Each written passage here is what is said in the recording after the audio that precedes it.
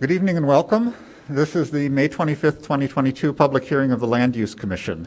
The City Code directs this body to hear applications for map and text amendments, special uses including plan developments, zoning relief, and appeals from decisions of the zoning administrator, as well as to make recommendations regarding the city's long-term planning goals and objectives.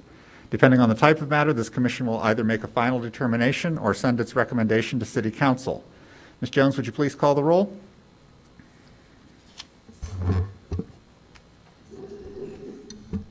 Commissioner Aravallo? Here. Commissioner Halleck? Here. Commissioner Cullen? Present. Commissioner Westerberg? Here. Commissioner Marinchev? Here. Commissioner Johnson? Commissioner Linwall? Here. Commissioner Hugo? Here. Commissioner Bechtel? Here. And Commissioner Rogers. Here. With 8 members present, we do have a quorum. Also present tonight from city staff are Neighborhood and Land Use Planner Megan Jones, Planner Katie Ashbaugh, Assistant City Attorney Alex Ruggie, Zoning Administrator Melissa Klotz, and Community Development Director Johanna Neiden. This is a formal hearing and there are rules that govern our proceedings. Most importantly, only one person speaks at a time, so all testimony may be accurately recorded. Anyone who wishes to address the commission regarding any matter on tonight's agenda will have the opportunity to do so at the appropriate time. If there are a large number of persons signed up to comment, our rules grant the chair the right to limit the amount of time for each person to speak. Commissioners may ask questions at any time. Our procedure is to hear from staff on the documents on file and then receive testimony and other evidence from the applicant or appellant. After that, persons wishing to make a statement regarding the matter will have a chance to do so. Any person with a legal interest in property located within the defined notification requirements of the subject property may present evidence, reasonably question witnesses, or seek a continuance of the hearing. When all supporting and opposing testimony and statements have been heard, the applicant or appellant will be given the opportunity for rebuttal or a closing statement. Then the commissioners will close the public record and begin deliberations to consider the standards. The commission will make a formal finding of facts based on the testimony and evidence presented, guided by the standards, the commissioner's knowledge of our community, and the recommendations of staff. All testimony is taken under oath. Although we do not apply the strict rules of evidence, please limit your testimony to the proposal as it relates to the standards contained in the zoning ordinance and corresponding staff memorandum. When testifying, please state your name and address for the record and sign in on the public comment sheet. I've brought it up front already. If anyone who's planning to speak tonight who has not signed up, please come up and do so now. We also have some people who signed up online, and I'll run through those names when we get to that part of the meeting. Our meetings are audio and video recorded. Please make sure that you are at a microphone when asking questions or making statements so that you can be properly recorded. All proceedings are subject to broadcast at a later date. Any matter not concluded at tonight's hearing will be continued to our next regularly scheduled meeting. We do have 4 items on the agenda this evening. The first case will be a continuation of a vote that was begun at the last meeting, and there's an open vote 4-3. According to our rules, we need a concurring vote of 6 members for any matter that we are determining body on for it to either pass or fail. The new business items we have are 1571 Maple Avenue, PLND 0032. My understanding from staff is that the item has been requested a continuance until June 8th, 2022. Is that correct? That's correct. I'm sorry, I don't know who to look at. Okay. And then so we will not be hearing that. When we get to that item on the agenda, we will be granting the continuance on that. The next item is 1026 Davis Street. Special use for that. Is the applicant present for that case? I see some hands going up in the back. And the final case is 1566 Oak Avenue, which is case 22ZMJV0035. We have 2 with that address. Is the attorney present? I see him over there. So with that, the first item that we have on the agenda is the approval of meeting minutes from May 11th, 2022. Has everyone had a chance to review those, and are there any edits or changes necessary? Commissioner Westerberg. Just a couple of changes where I think a few lines got left off. And on page 2, Megan, under questions, the beginning of the third paragraph, it says Westerberg doesn't rooming house push the limit on rooming house. I think there, the intent is to say, I asked if this type of use pushes the limit on rooming house. Let's see. On page 7, third paragraph, again, you might want to say Commissioner Westerberg said that choosing based on the existing definitions is the real dilemma. And then in the fifth paragraph, in the last sentence, discussing Chair Rogers, it says he believes, and then there's a blank white space there, so we're leaving him somehow in just a little bit of limbo there, so I'm not sure what should go there, but that should be adjusted. And that's that. And I also have several minor on page 2, under questions in the second paragraph, I think it's the 6th line down, should be designates that use for drug, it should be rehabilitation rather than just habilitation. And again, on page 6 of the minutes, in the second paragraph, I think just we have the dollar sign in the wrong place, so that's $75. And then in the last paragraph right before deliberations, I think we just have an extra return, so it should be, there was no disagreement from other commissioners and the chair closed the meeting, should all be one line. And that's what I have. Thank you, Commissioner Lindwall. Anybody else have any edits, changes to the minutes? If not, is there a motion to approve with those changes? So moved. Moved by Proctel. Is there a second? I'll second. Second by Westerberg. Would you please call the roll call vote for approval of the May 11th minutes? Commissioner Aravalo, Yay. Commissioner Halleck, Abstain, I wasn't here. Commissioner Cullen, I read them, yes.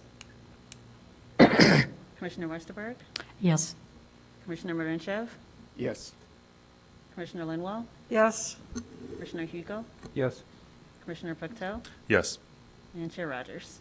Yes, so I have a record of it being 7 votes in favor, none opposed, and 1 abstention. Is that correct? Correct. All right. So with that, the minutes pass. I'm going to take a brief moment here outside of our regular agenda and ask the city attorney to address an issue that's come to our attention. Ms. Ruggie, if you'd like to please address that. Thank you, Chair Rogers. Alexandra Ruggie, Assistant City Attorney.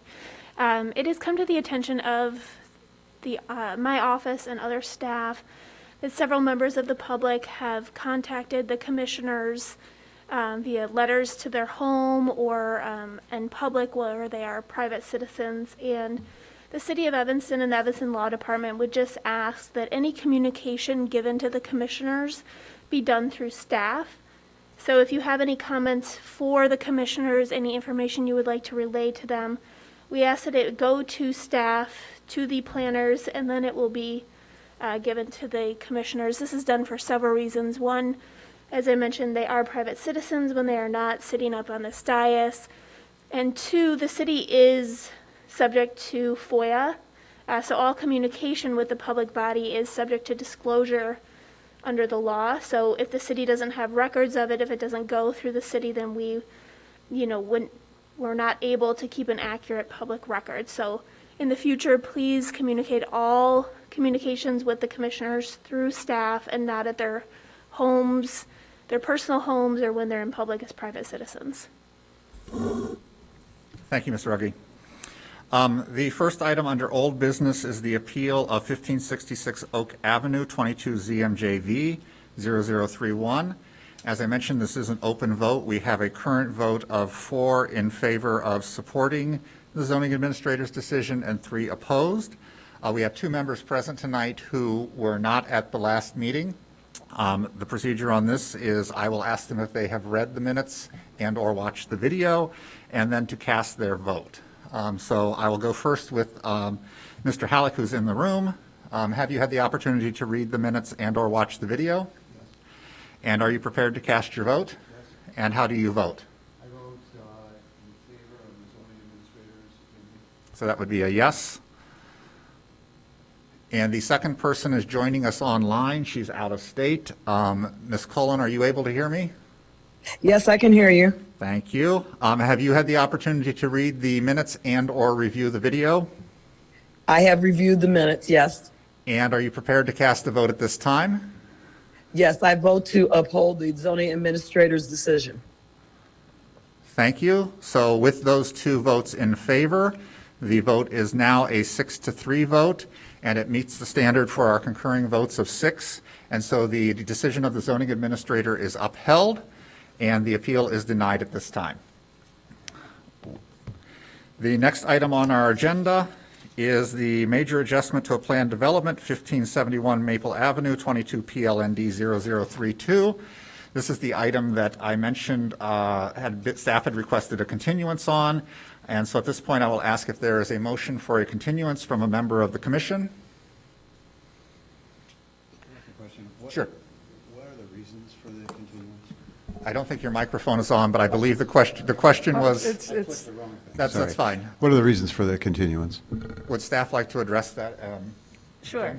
There is some additional information that both staff and staff requested of the applicant. So we felt it best to continue it to a future meeting. Okay, I read the letter. I was just asking if there was any more detail to that. For 1571, Yeah, not at this time. no. but Just but staff additional recommends the information, yeah. continuance. Okay. So moved by Halleck, is there I'm sorry, you didn't make the motion, but I'll move, though, to Halleck makes the motion. Is there a accept the second? continuance. I'll second. Seconded by Lindwald. Is there any further discussion? I will just note for the record that there was a comment that we received on this, even though it's being continued, so I would just make sure to ask staff that that be forwarded on when we actually do hear the case. Any other topics of discussion? Hearing none. Would you please call the roll call vote on a continuance of 22 PLND 0032 for 1571 Maple? Commissioner Aravallo? Yes. Commissioner Halleck? Yes. Commissioner Cullen? Wait a minute. Yes, Commissioner Westerberg? Yes. Commissioner Rinchev? Yes. Commissioner Linwall? Yes, Commissioner Hugo? Yes. Commissioner Pucktall? Yes. And Chair Rogers. Yes. So with a vote of 8-0, the continuance is granted, and that case will be heard on June 8th. If anybody showed up tonight to speak on that, please return on June 8th. Moving along to the next item we have on the agenda, which is a special use application for 1026 Davis Street, 22 ZMJV 0034 for Beacon Academy. I believe this is Ms. Ashbaugh. Correct. If you would please read it into the record for us. Renee Ruffing, applicant on behalf of Beacon Academy, requests a special use permit for a private educational institution at 1026 Davis Street in the D2 Downtown Retail Core District, zoning code section 6-11-3-4. The Land Use Commission makes a recommendation to the City Council, the determining body for this case, in accordance with section 6-3-5-8 of the Evanston Zoning Code and Ordinance 92-0-21. Thank you. At this point, I would ask that anybody who may be speaking to us on 1026 Davis Street be sworn in by raising your right hand. You can do it from your seat. You don't have to come up. That's fine. Do you swear or affirm to tell the truth throughout the course of these proceedings? Yes, I do. Thank you very much. And if you would please state your name and address for the record. Yes, my name is Steve Friedland. I'm an attorney with the law firm of Applegate and Thorne Thompson in Chicago, here on behalf of Beacon Academy, requesting. Chairman? I'm sorry to interrupt, but I'll get to you in a moment. Oh, 'Cause I know you have a point to I make. was And asked to, I was asked to I'll- make that point before. Yep, Okay, yep. fair enough. So before he starts in the presentation, I'll get to that. Go ahead, I'm sorry. I was going to start off, so if that's. Okay, then I'll ask you to pause for a moment. I know Commissioner Hugo has a statement he'd like to make. Yes, I just wanted to indicate that Rotary International, that I'm the CEO of, does have Beacon Academy as one of our tenants, great tenant, and I did check with corporate counsel or city council as to whether I would have a conflict of interest of participating in this matter, given the fact that Rotary is a lessor to Beacon Academy, and I was told that I would be able to participate. There is no conflict. So I just wanted to make that public for the record. Thank you. Thank you, Mr. Hugo. And I'm sorry, Mr. Friedland, you go ahead, please. Thank you. So we are before you requesting a special use for a basically satellite location for Beacon Academy. For those of you who are probably aware, Beacon Academy currently resides, as the commissioner stated, at 1574 Sherman Avenue in the Rotary Building. Beacon's been in that location for about 6 years. Prior to that, Beacon Academy, their first location in Evanston was at 622 Davis. Both of those locations received a special use from the City Council as an educational institution. Currently, Beacon has about 200 students enrolled, and while their current space comprises about 21,000 square feet, their desire is to expand somewhat and have another location. They've located space at 1026 Davis, which is about a block and a half from the current location. And the idea would be to establish this as an additional classroom for the school. It would be basically an art annex. It would be used for visual arts and gallery space, theater, music practice space, some faculty workspace, and flexible classroom space. The 1026 Davis location has about 4,200 square feet of space. It's all on one floor. It's on the street access right at Davis Street. The breakdown of what they intend to do with the space is along the lines of around 1,000 square feet of storage, 2 classrooms of about 1,400 square feet each, a lobby area of about 1,000 square feet, which includes office space and bathrooms, reception, and community space. There's really minimal work that's going to be done to the interior of this location, and there will be no changes on the exterior. School currently operates from like 7:30 in the morning to 4:30 in the afternoon, with classes scheduled from 8:45 to 3:30. The new art annex will use these classrooms as they're sort of assuming it's going to be around 50 faculty and students in the space on a regular basis. That's sort of the expectation. And it's likely they're going to build out those classrooms with some flexible partitions so that the space can be modified and used as a combined space when needed. There might be some other additional uses at the Davis Street location, including faculty meetings in the afternoons after student class time. There probably would be used, since it is going to be an art facility, for art nights for parents and students to come in and see the facility. Maybe some small theater performances for the school as well. All of that would be pretty irregular and periodic. They would direct guests, like they do right now, to utilize the Maple Avenue parking garage and public transportation. Students, faculty, and staff will come and go between the current facility in the Rotary Building and this location basically on foot. As I stated, it's just a couple of blocks away. So there would be a transfer of students throughout the day walking back and forth between the facilities. I did want to speak to what we discussed with Dapper last week when we appeared before them, and I know in your notes they provided some suggested conditions on our space. One condition related to not screening the windows on Davis, that front space, which will be an entry and lobby area, we'll have some tables and people will likely be sitting there and talking, and it will be an open area. And their feeling was not to shut that off and have it screened off. We absolutely agree with that. We want to be seen from, we want that connection to the street. The other condition that was discussed was to have no morning or afternoon pickups or drop-offs at the space. And we also don't disagree with that. We were just hoping, to the extent that it's going to be a condition in anything you might provide, that it be drafted in a way to basically say it won't be a primary pickup and drop-off location. They will be starting the school day and ending the school day at the Rotary Building. Students will not be ending the school day or beginning the school day at the art annex. They're not going to have a class start there. However, a kid comes late and a parent drops it off. I just worry about conditions in special use ordinances because we don't want to violate any conditions on the special use ordinance. So something like, that it won't primarily be used for pickup and drop off is what we're looking for. But we absolutely agree with that.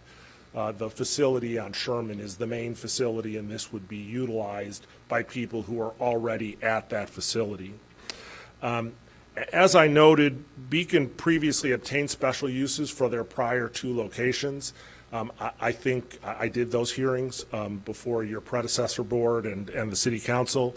I think Beacon has shown in their 8 years of being in downtown Evanston that they absolutely satisfy all of the conditions of a special use. I'd be happy to go through those if that's something you are typically doing as a body. Otherwise, we're certainly happy to take questions. I do have Renee, who stood up and was sworn in, as Renee Ruffing, who is the assistant head of school, and we can certainly answer any questions you might have. There's no need for you to go through the conditions because we will do that. And so we've seen your application that has your thoughts on that already included. So thank you. In relation to the drop-off and pickup that you mentioned, are all students starting at the main camp? I'll call it a campus. It's the main building over in the Rotary. Correct. So that's where they would begin the day and end the day. So Correct. what you are anticipating is someone has a doctor's appointment, comes an hour late, their class is already moved from the Rotary over to the new location. That's the type of drop-off that you're talking about maybe happening. That's correct. Okay, I just wanted to clarify that. Are there questions from commissioners? Commissioner Lindwall? Sure, I want to confirm that this is will be leased space. Correct. Thank you. Commissioner Just Westerberg? a question on how do you think your staff will be able to just keep an eye on this policy of not allowing too many drop-offs and pickups that it is on kind of an emergency basis? Do you want to speak to that, Renee? You come up. Yeah, please come up. You hear the question? I did. If you could repeat it, please. Sure. If you could just state your name for the record, please. Sure, I'm Renee Ruffing. Thank you. Yep. Just an understanding of how staff there at that particular location can make sure that there aren't too many drop-offs and pickups, given the nature of the traffic there on Davis. Yeah, that's a great question. So in the morning, students will begin their day at the 1574 Sherman location. We either begin the day with community meeting or advisory, so all students are expected to be there. As Mr. Friedlander said, if somebody ends up showing up late, they might be dropped off there. It should be noted that more than half of our student population takes public transportation to begin with. There are not a lot of folks who drive to school, and you can probably see that in that, we have no traffic issues at 1574, which is our current main location as well. Yes, so I think we can, we will know what the policy is. So how can we make sure we will have an administrator on duty at the space every day, and so we can make sure that policy is upheld. Great, thank you. Yeah, no worries. Commissioner Miranchev? My question is mostly about the front facade, and this is part of a street that should be really lively. Yes. And I saw the dapper and the note that you will put something like permanent exhibition or something like that. Are there any initiatives that you can undertake so that this becomes a more attractive, let's call it, place for, let's say, pedestrians just crossing the street, something like a permanent exhibition of art, something like, it's noted over there that this is something like reception and community space, but obviously this is just a small space for somebody just dropping by and asking something. Is there something that will make this place really attractive for the common people? Sure. Well, I think that's our goal as well. This is an annex space for us. To be honest, this is, not only is it a beautiful addition to the school, but it is also probably going to serve as promotion for the school as well. The foot traffic in that area, as we know, is extensive. And so I think more and more people will be there. They'll be able to restaurant. They'll be across the street. They'll see the space and know who we are. So it is to our advantage to make it look as appealing as possible. We don't exactly know what the front will look like at the moment, but we also want it to be as appealing to the road and as welcoming to folks to, folks cannot just walk in off the street because it is a school and a student space for security purposes. But I think on a regular basis, what you will see is an amazing rotation of art on a very large screen, if you remember from the prior facility, on the left side. And on the right side, what will probably look like a lounge area with students and faculty actively engaging in work, and most likely artwork on all of the walls in the space as well. And will these things stay after school hours and be well lit?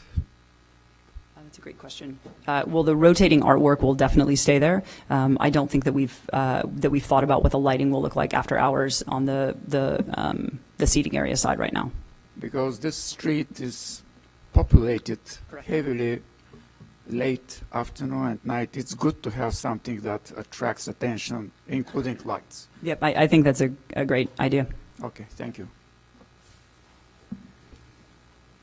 Other questions from commissioners at this point? I just have one quick question.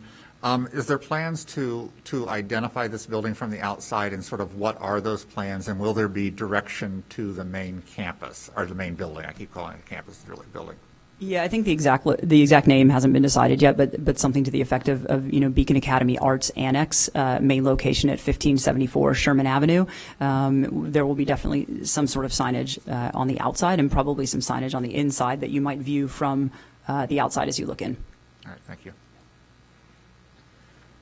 Other questions? Was there anyone from the public here who wished to speak on this matter? I don't believe I had anybody sign up. Seeing none, Mr. Friedlander, if there's anything you'd like to say in summation? Again, just that I think Beacon Academy has been a very good partner in downtown Evanston for a number of years now. So I know they're excited about the expansion of this space, but I do think it's hopefully easy for you to see them as a good neighbor and somebody that, again, sort of meets the requirements of a special use, not being a detriment in any way to the downtown.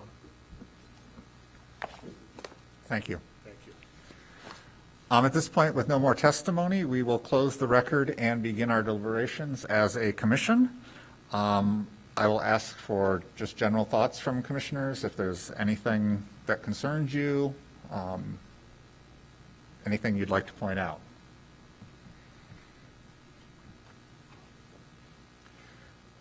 I guess I just, the two things that were mentioned, that as far as the drop-off, adding the words primary or a word like that to our decision, I think is a good one. And also, I would add this nighttime lighting. I think that's a really, really good point, and that should be part of what they consider, or what they do, rather.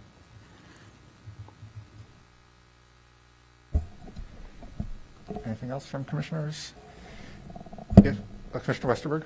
I would suggest that if we do modify the drop-off with the word primary, which I can understand, that perhaps we add some language to the effect that the school administrators will oversee operations to make sure it does not cause a problem on Davis Street.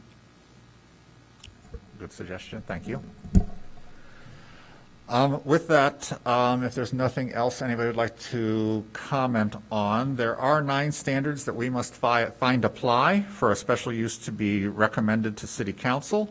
Since this is a special use, we are not the determining body, but we are a recommending body to Council.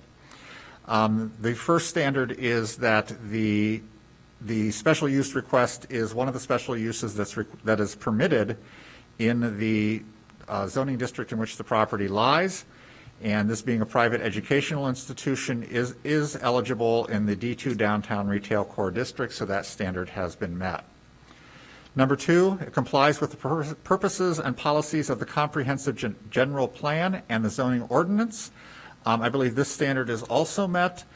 This will add to, again, hopefully with the conditions that we place on it in terms of lighting, it'll also add art into the street, so it'll bring life to the street, and part of our plan addresses bringing life to our retail areas, and this is primarily a retail area, so I believe that standard has been met, as well as the fact that hopefully in the evenings there will be occasional art shows, things like that, which will draw people to the downtown area. Number 3, it does not cause a negative cumulative effect in combination with existing special uses or as a category of land use. This is a proposal in our downtown core area, which is our densest our densest zoning district. So the fact that we are putting an annex to a school that already exists kind of around the block that'll accommodate, I believe it was said, 50 students and faculty roughly, I don't believe is going to have a major impact in a negative way, and hopefully will be noticed as a positive for people in the area. So I believe that standard is met. Number 4, it does not interfere with or diminish the value of property in the neighborhood.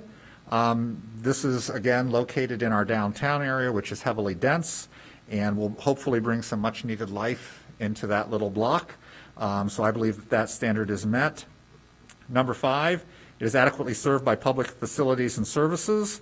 There are sidewalks, obviously, CTA metro stations in the area, as well as it being located near the main school, as well as the parking garages that they are currently using for the school for any of their students who do drive.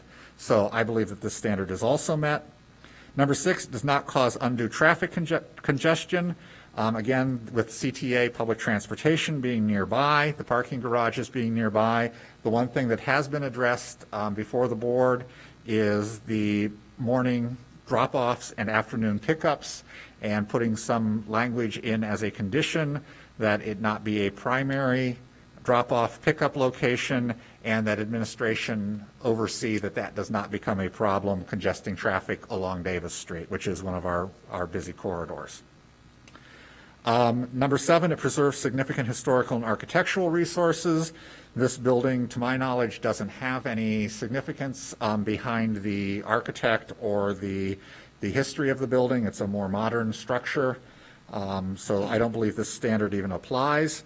Number 8, preserves significant natural and environmental resources. The building is being occupied under a different use. It's not being constructed, so it should not have an impact on the green space, on the environment in terms of runoff, things like that. So I believe that standard is met. And number 9, it complies with all other applicable regulations.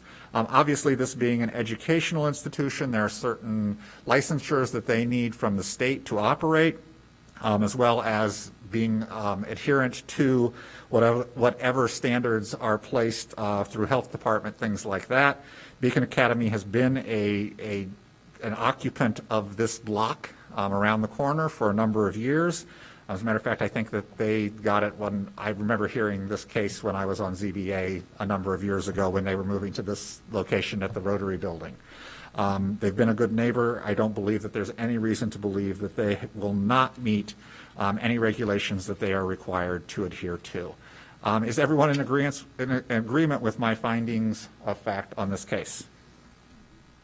That being said, yes. I will ask if there is a motion to be made reminding people that the 2 conditions, or actually 3 conditions now that have come forward with the no primary morning drop-offs and afternoon pickups, and the supervision of the administration to make sure that it does not become a problem, no window screening to block the view of the space, And Commissioner Halleck has mentioned placing a condition that there would be some form of nighttime lighting to make sure the space feels welcoming even when it's not in use. I can move to accept this project with those, but I also like to add, in addition to the no window screening, what came up is, I don't know how to say this, that the applicant shall use the appropriate space for displays.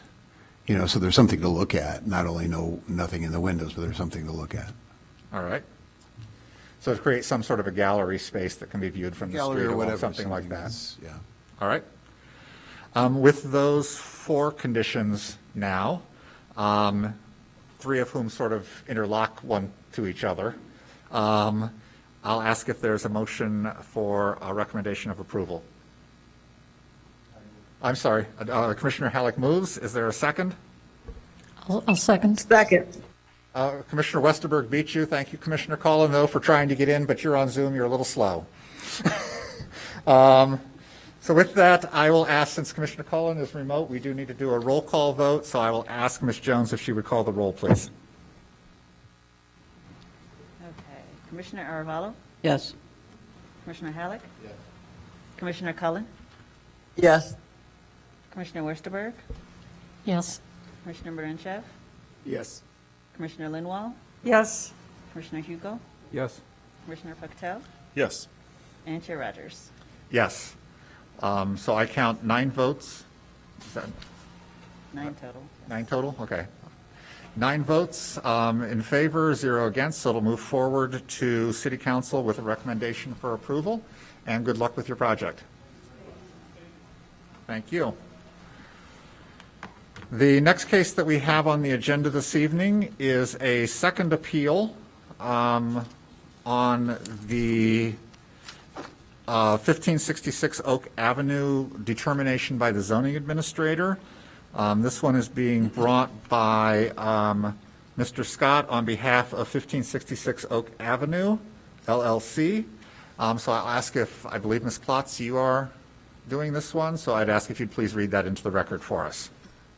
Andrew Scott, attorney on behalf of 1566 Oak Avenue, LLC, appeals the decision of the determination of use issued by the zoning administrator on March 17th, 2022, regarding operations of Connections for the Homeless at the Margarita Inn at 1566 Oak Avenue, which found the operations to be consistent with the zoning ordinance definition for rooming house, section 618.3, and also found existing special use ordinance 51074, adopted in 1974, is no longer valid. The Land Use Commission is the determining body for this case in accordance with section 6398 of the Evanston Zoning Code and ordinance 92021. Additionally, additional letters both of support and opposition were emailed to commissioners earlier before the meeting, and there is one comment, I believe, in the packet that was a request for continuance. All right. So when there's a request for continuance, typically what we do, since people have showed up to speak, is we do take public testimony and then make a determination at that point after the public testimony whether a continuance should be granted. So we'll go ahead and proceed in that manner. I have several people who have signed up to speak, and I just want to make sure everybody's on here, including the people who signed up to speak through the online process. Suzanne Calder. Excuse me. Could you please clarify something? Are we voting on the interpretation of the zoning administrator on both issues? So we've Again? had 2 appeals, and they kind of contradict each other. So the first appeal was whether the zoning administrator erred by making the declaration that the use of this was a rooming house. Right. This appeal is, there is a special use for a rooming house that was issued by the city in 1974. Is it still valid? Is it still valid? So that's the issue. That's the issue. That's what I on understood. this That's case. what I understood. I Yes. just wanted to clarify. So going back, Suzanne Calder, Chris Dillo is here, Diana Durkes, Don Durkes, Monica Forte, I've got a couple names that are on both places, so forgive me while I look through. I already called Diana Durkis and Don Durkis. Eric Parrott. Passett, I'm sorry. Mike Joyce and Christina, and I can't make out the last name, but I see you both here raising hands. Ellen D. Clark. Okay. William McKenna and Betty Boggs. Or Bogg, I'm sorry. Is there anybody whose name I did not call who was planning on speaking on this matter? All right, not seeing any hands go up.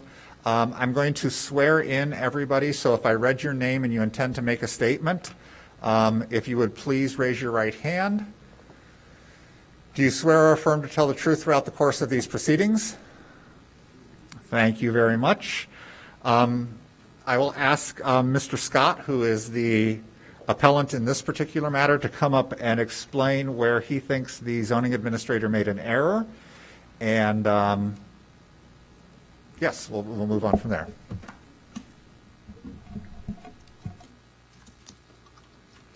Thank you very much, Mr. Chairman, members of the Land Use Commission. For the record, my name is Andrew Scott with the law offices of Dykema Gossett, 10 South Wacker Drive, Suite 2300, Chicago, Illinois.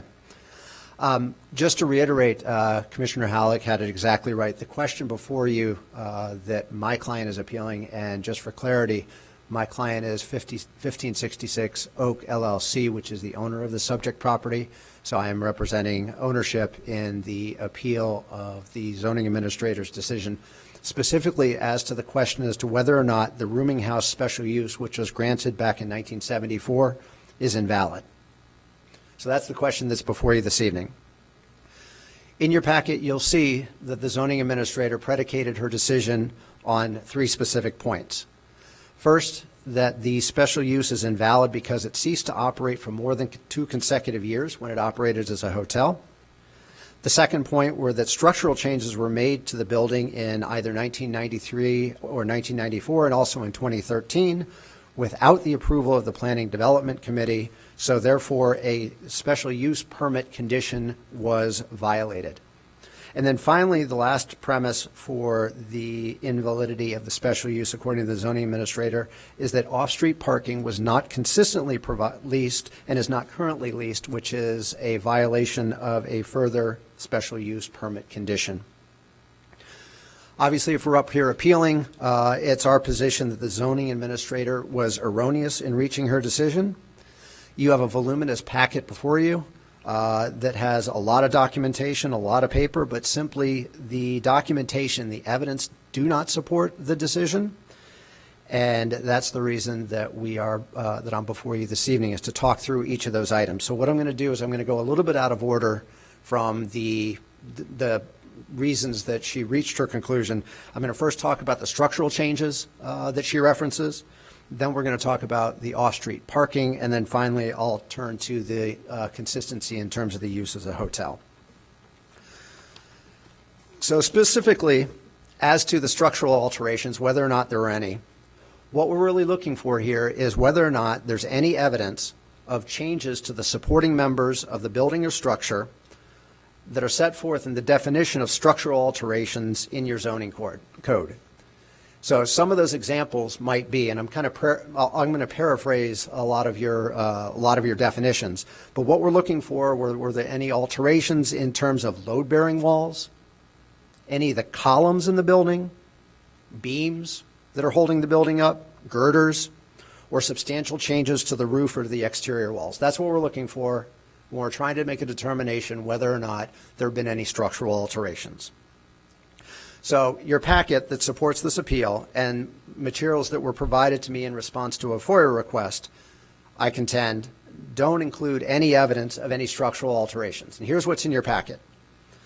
There's a May 4th, 1981 field inspection report regarding a new license to operate at the facility. There's no reference to any structural changes whatsoever. There's a January 18th, 1984 inspection report. It talks about repairs that need to be made to the building, fix the ceiling between the 5th and 6th floor, replaster some walls, remove electrical appliances. It's a long report, but the bulk of it is people who are maintaining small appliances, toasters, things of that nature. So nothing in there provides any indication as to whether or not there were any structural alterations to the building at that time. So then the other longer piece of material that you have in your packet is an August 31st, 2012 bid package, and it's entitled Guest Room and Bath Renovations. And it goes into a lot of detail as to the scope of work, and I think folks may be familiar that in 2013, ownership did undertake a substantial renovation of this particular building. But again, the nature of the improvements that were done do not rise to the level of structural alterations. It was the documents that are in your packet, it's just a bid package, it's not a permit, there's no reference to any structural alterations whatsoever. And we'll concede that there may have been some moving of demising walls, but principally it was updating bathrooms, it was updating rooms, things of that nature. No structural alterations to the building, no moving of girders, no additional supports, no laying of foundation whatsoever. Simply, it was an updating of the building to update the rooms, to add bathrooms, to allow the continued operation as a rooming house. So again, I have to reiterate, nothing in the packet that you have before you contains any permits. And I also should mention that the zoning administrator does note that the work that was done back in 2012 and 2013 was done in accordance with approved permits by the city of Evanston. But there's nothing in all the documentation that indicates that there was any structural alterations, any kind of changes to the bearing walls, columns, girders, beams, or any structural change of any time. And so for that reason, I think you have to find that there's a complete absence of evidence that there was any structural alterations to the building done in 1994, 2013, or any time since then. And in the absence of that documentation or any kind of evidence, her decision is clearly erroneous. Let's talk about parking for a minute. The 1974 special use permit included a condition that required 26 off-street parking spaces. The special use permit went on to say that 16 of those parking spaces could be provided off-site within 500 feet. And one thing that's important to keep in mind, that when this special use permit was granted back in 1974, this parking count contemplated not only the rooming house itself, but also a restaurant on the first floor. So that restaurant has since gone out of business, and so now we just have the rooming house use there, which by your code requires 16 parking spaces. And so when we turn back to the parking situation itself, the owner, like many other users in the area, rented a surface parking lot at 1555 Ridge Avenue until approximately 2019. So he had 16 parking spaces on this surface lot along with other residential buildings in the area. I think the post office also rented some spaces, and then maybe there were some others. But my client had 16 parking spaces that he was leasing on 1555 Ridge Avenue. The problem came about is when the city approved a multifamily development for 1555 Ridge Avenue. It was about, I think it was about a 63 unit multifamily building. And there were discussions between my client and the developer that saying, yeah, I can put aside 16 spaces for you once we get up and running. But unfortunately, there was a verbal commitment. It was never realized. And so the 16 parking spaces that were at 1555 ultimately went away. And so in fact, what we posit is that it was the city that brought about the condition that caused the owner of this building to fall out of compliance, bless you, to fall out of compliance with its special use permit. It wasn't anything that my client did affirmatively. It was all by actions by third parties that caused the absence of the parking spaces that were necessary to meet the parking of the conditional use permits. So what I think we have here is a situation where, in my mind, simple due process, fundamental due process, would give my client the opportunity of a notice of violation, maybe a reconsideration by the city. Okay, we don't have a restaurant here anymore. We don't need 26 parking spaces. And given the nature of the use, we might not even need 16. But basic due process would be a notice of violation and an opportunity to cure that violation. And it's also important to keep in mind that even if the parking went away, even if you didn't have the 16 parking spaces, that's not a violation of the special use. It's not a violation of the special use permit that would cause it to become invalid. The last issue we're going to talk about, I will concede that the issue of what was the use, was it not put to use as a rooming house for a period of time, your language of your code specifically provides for that. But here, there's nothing in the 1974 special use permit authorizing ordinance or the covenant that was recorded on the property that memorialized that special use permit that provides that it is an automatic sunset, automatic invalidation of the special use permit. And I think it's also worth noting, I had alluded to before, that there were a number of other buildings and other property owners in the area that used this surface parking lot at 1555 Ridge Avenue. And one of those owners was 1570 Oak. They used 57 parking spaces at 1555 Ridge. And what did they do? They came in and they got a variation to be able to use the city's parking structure that was more than 1,000 feet away. They got a variation for that back in 2019. And so again, I'll go back to the notion of fundamental fairness and fundamental due process. Do not automatically allow for the invalidation of this special use simply because the parking wasn't provided. My client should have had the opportunity to cure the violation just like 1570 Oak did, but in fact, that wasn't there. And so again, for that reason, because of the fundamental absence of fairness and due process and allowing my client to cure, I also believe that the special use is not invalid due to the absence of parking. Because if 1570 could cure, then certainly my client would be able to cure at this as well. So let's talk about the hotel.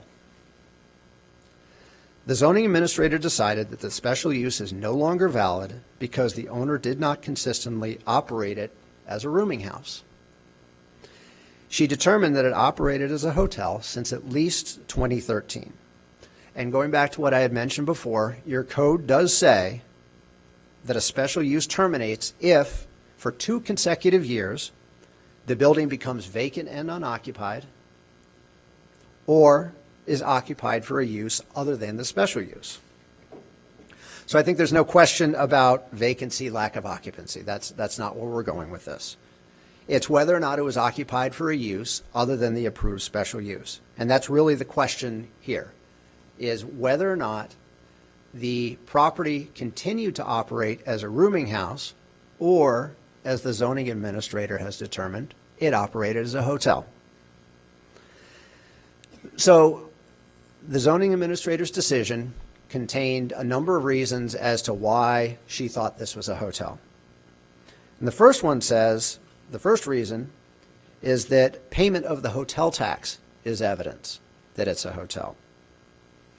But what I think you need to do is look at the tax code provisions of your code, where it talks about the imposition of the hotel tax, and specifically look at the definition of a hotel. Because the question arises as to whether or not a hotel or a rooming house are exactly the same thing for the purposes of your hotel tax. Basically, your tax provision defines a hotel as a building that's held out to the public. Second thing is that it offers lodging or other accommodations.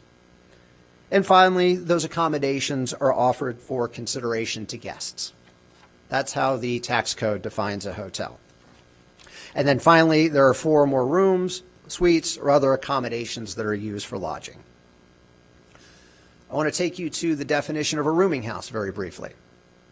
Because a rooming house is divided in your zoning code. A rooming house is not defined in your tax code, it's defined in your zoning ordinance or zoning code. And it defines, and I'm paraphrasing a little bit, but it's a building that contains lodging rooms that accommodate more than 3 persons that are not members of the keeper's family. And then finally, where lodging, exclusive of food service, is provided for compensation, whether direct or indirect. I'm sure everybody's familiar with that term from the last hearing 2 weeks ago. So you have to dig a little bit deeper into a rooming house to say, okay, it's a building, that's one of the components. And you also say, you have to look at, a lodging room. And so let's talk about what a lodging room is. And interestingly enough, in your zoning code, you've got a definition of lodging, and you also have the definition of lodging room, parenthetical, rooming unit. So a lodging room with a parenthetical rooming unit is a group of rooms forming a single habitable unit, but not part of a dwelling unit. It's also to be used by a person other than a family occupying that dwelling unit. It's used for sleeping and living. And then finally, it doesn't have cooking or eating facilities. So then another definition embedded within a rooming house is what's lodging.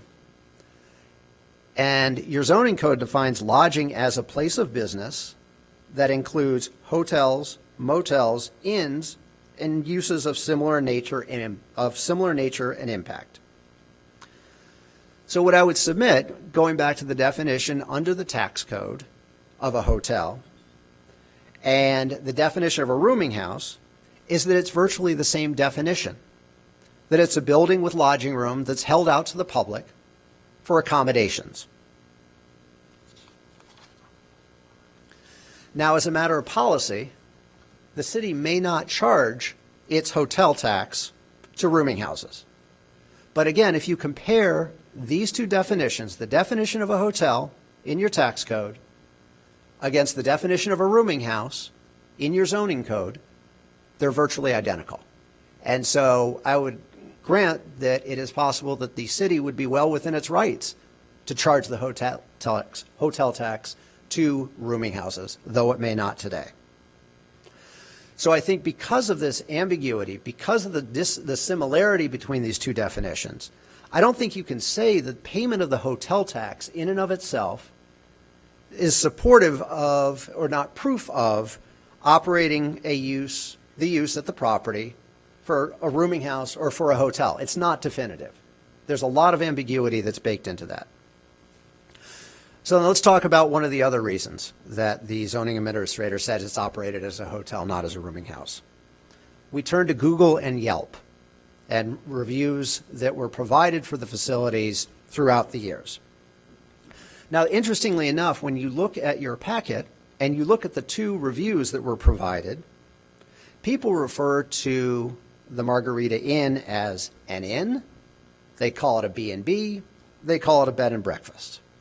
So it doesn't seem like anybody who's on the web writing reviews really has any idea what this thing is either, because you've got definitions for bed and breakfasts and other similar types of hospitality uses. So again, I don't think that's dispositive as to whether or not this is a rooming house or a hotel, or proves up that, in fact, that just because of the reviews, that necessarily makes it a hotel.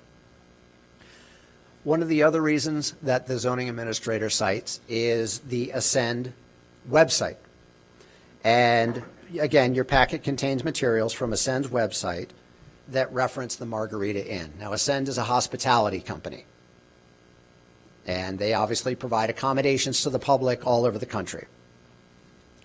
Now, as an initial matter, the website and the materials in your packet don't reference the Margarita Inn at all.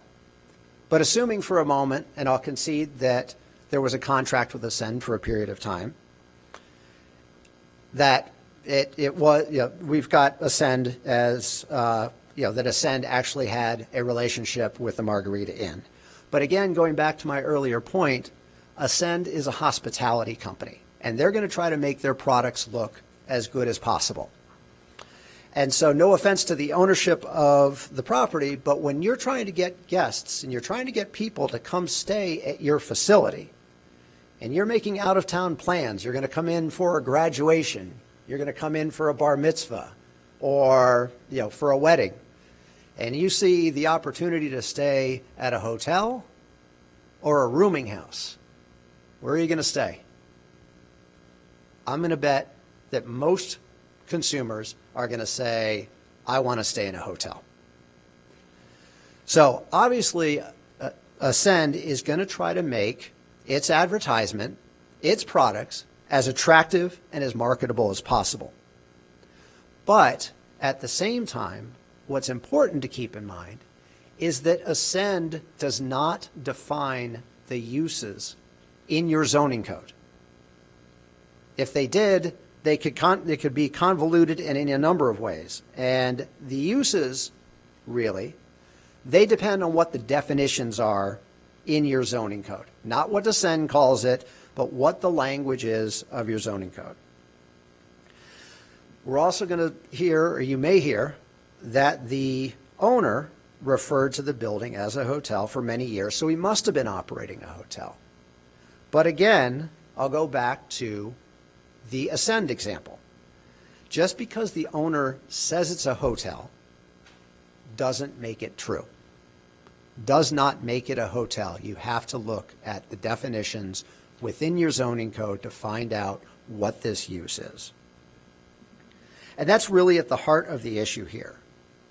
And the problem with the zoning administrator's decision is that your zoning code has a number of definitions as to residential uses, hospitality uses, things of that nature that are very, very similar.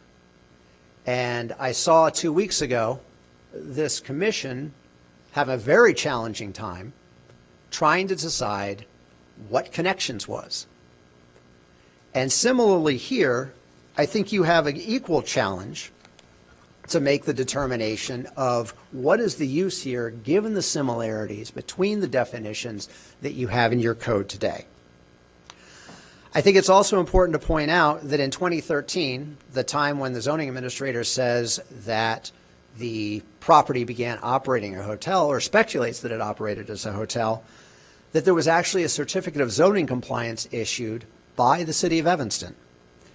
And that city of Evanston, that certificate of zoning compliance stated that the building is operated as a rooming house, which is in fact in direct contradiction to the zoning administrator's supposition that the hotel use might have started sometime in the 1990s, or that the work might have converted it to a hotel.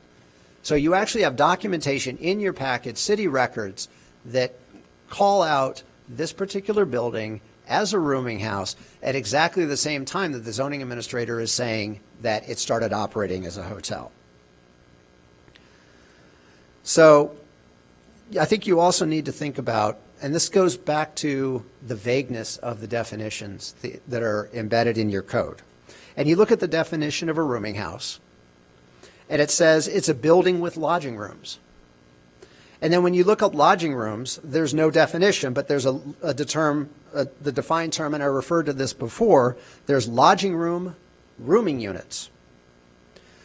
But in fact, when you go back to the definition of a rooming house itself, it doesn't use the term lodging room with a parenthetical rooming unit. It actually just uses the term lodging. And so then I think what you have to do is that if you don't use that other defined term in your definition, you have to go to say, how's lodging defined? And so where does that get you? It gets you right back to the definition that we were talking about before. It's a place of business, including hotels, motels, and inns. So I would put to you that it's very circular the way your code is set up, and it's extremely confusing. I think on top of all of this, it's important to keep in mind that the city has consistently issued a rooming house license to my client. My client has paid over the years and has secured his rooming house license. And again, I go back to what the extensive discussion that was had a couple weeks back about what is the operations of connections at this location, what's a transitional shelter, what's a rooming house, and we've got a similar level of confusion, I think, here when we're talking about what is the use. And so at the bottom of all this, I think the thrust of the argument here is that there's just very little and no distinction between a rooming house and hotel for the purposes of your zoning code. And that, coupled with the circular nature of the definition of a rooming house, it makes it impossible to put forward, clear and convincing evidence that the owner of 1566 Oak either abandoned his special use as a rooming house and operated as a hotel, or if he didn't.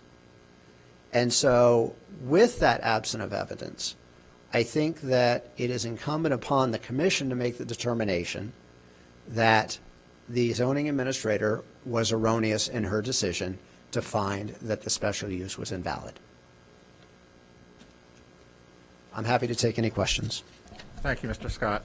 I have a couple quick questions for you. And I'll kind of go in the order that you did, returning with the hotel aspect last, starting with the structural changes. Sure. So for that particular one, I'm not seeing anything that sort of leads me to believe structural changes have been made on this property. So I think you have some points there in that particular one. The second area that we talked about was the parking. And you mentioned that you kind of wanted to push this off on the city. They took away the parking space and didn't provide anything new. Did the city require that parking be at that location, or did they just tell the owner to find additional off-street parking in the area? Back in 1974? Yes. The only stipulation in the special use permit was that 16 parking spaces could be located within 500 feet, which is kind of typical for a... Right. So they weren't required to use that particular lot. That is correct. You also cited 1570 Oak Street did relocate their parking using the amendment to their special use process. I believe they were granted a variation. A variation, so typically what we would do is amend it or grant a new variation or something along those lines. Do you know if that was brought because, did they move that because the city cited them and asked them to cure the situation, or did they do that on their own? I don't know the answer to that. All right, thank you. And then kind of going into the hotel aspect of things. Has the owner of 1566 Oak Street ever represented themselves as a hotel to the city in any documentation in which they have sought funding from the city? Yes. And could you speak a little bit about that?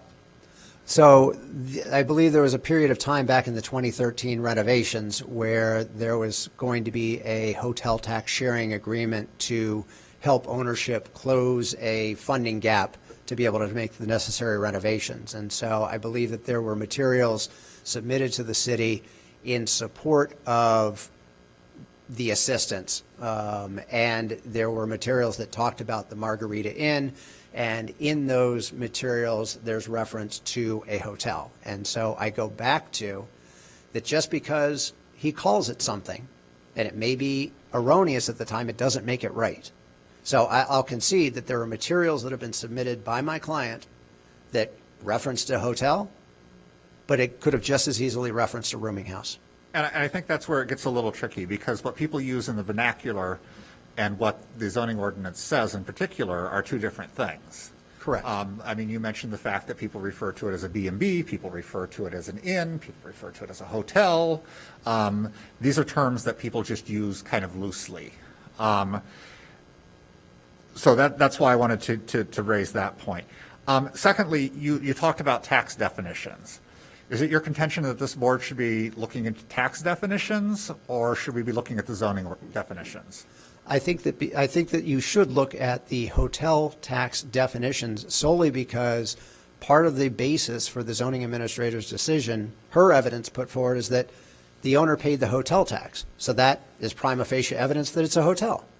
So I think you need to look at the hotel tax. My contention is that the hotel tax could equally ensnare rooming house operators because of the nature of the nature of the definition in your tax code. And it is your contention, and I don't want to put words in your mouth here, that this was a rooming house. That's how it was established in 1974. At some point in that time, definitions became convoluted and hotel became the word that was used for it. But now we're referring to it again as a rooming house. Can you, sorry, I didn't follow your question. So when it was granted as a special use, it was a rooming house. That's what the That's what was approved. The ordinance Yeah. stated. Yep. At some point during the time from 1974 to present, it had been viewed as a hotel. It had been referred to as a hotel in the vernacular on city documents from the owner himself, but now it is being used exclusively as a rooming house by Connections for the Homeless. Or is your contention that it has been a rooming house from day one all the way through? My contention is that there is insufficient evidence to make the determination that it was anything other than a rooming house since day one. All right, thank you. Are there other questions from commissioners for Mr. Scott? Commissioner Westerberg? Did your client pay a hotel tax at any time? Yes, he did. Okay. Do you know what years that covered? I do not. Okay. When the new development took over the parking space and your client learned that they would no longer have those spaces, did they contact the city and try to work out an arrangement or ask them what other alternatives would be available? Not to my knowledge. In discussions with my client, as I alluded to before, that a restaurant, which is typically a large driver of parking and traffic and that type of thing, it may have been the situation where the thinking was we don't have a primary driver of the traffic that we did before, so the parking isn't needed. So that Understood. I'm speculating though. But I guess my question I'm is sorry, that Commissioner Westberg, if I could just interject for a second. So the restaurant, though, is an accessory use to the rooming house and or hotel. It is not a self-sustaining restaurant, correct? Well, the restaurant's out of business now. But at the time that you're talking about the restaurant requiring a certain amount of parking, it's still an accessory use to that structure. It's not a freestanding restaurant that would not have to take into account any other parking. The rooming house itself would still require some level of parking. That's correct. According to your code, it's one space per 4 rooms. All right, thank you. I'm sorry, Commissioner Westerberg, to interrupt. no problem. My point is simply that if the parking was tied into the special use designation, that might have been something your client really needed to stay on top of and be proactive with. I understand your concern about due process and being fair. I get that point. But I think there's also a responsibility for anyone who owns a property that does have a special use designation to maintain some knowledge and proactive approach to keeping their requirements pulled together, so to speak. So that's why I wanted to know whether he had contacted the city. That's it. Questions from other commissioners for Mr. Scott? Not seeing any. Before I go to citizen comment, Mr. Scott, thank you very much. I'll bring you back up at the end to make any closing statement you'd like. I'm going to ask, before we go into citizen comment, Ms. Klotz, who is the zoning administrator who made this determination, if there's anything she would like to add into the record at this point before we hear from citizens. Thank you, Chair Rogers. A few points of clarification based on things that were mentioned related to the 2013 interior renovation permit that was issued by the city. The estimated work value on that permit was $1.14 million, and it was a permit to renovate existing rooms and add 5 new guest rooms and add accessibility to the building. So the zoning definition of structural modifications were made when demising walls were taken down. Also on that note, the city did require permit plans by a licensed architect, and structural inspections were done by our inspectors. Can I ask you, just follow up on that? But structural is structural. It's not demising walls. So where did that connection between demising and structural, where is that? The zoning ordinance defines structural modifications, and I can pull that up right now. Actually, it's up here. It's up here. Any change other than incidental repairs in the supporting members of a building or structure, such as bearing walls or partitions, columns, beams, or girders, or any substantial change in the roof or exterior walls. So since a variety of walls were taken down and or moved to accommodate the new guest rooms and new bathrooms, I deemed that to be considered zoning structural alterations. I can see how you could read it that way. What I read it as, bearing modifies walls and partitions. So it's bearing walls or partitions. So if the partition isn't bearing, it's not structural. That's how I read it. A just different way of reading it. Sure. Additionally, the intent of the Yelp reviews that were included was not intended to show that people are calling it perhaps an inn or a B&B. It was more of the wording within there describing what the guests did, and the fact that they were transient guests who said they were in town to visit for 2 days and then left. More of the hotel use rather than the rooming house use. Also to note that yes, this was licensed as a rooming house by the city. That is through the health department, which licenses many uses as rooming houses. And yes, that does create a conflict with how zoning views things. But a rooming house license from the health department has nothing to do with whether zoning calls something a rooming house or not. And then just lastly, the parking lot where parking was leased at, when that project was going through city review, public notice was sent to all property owners within 1,000 feet of that site. So the property owner should have received public notice and been made aware that way that the parking would be ending there. Thank you. Are there any questions for Ms. Klotz? Not seeing any. We will move on to citizen comment. I do have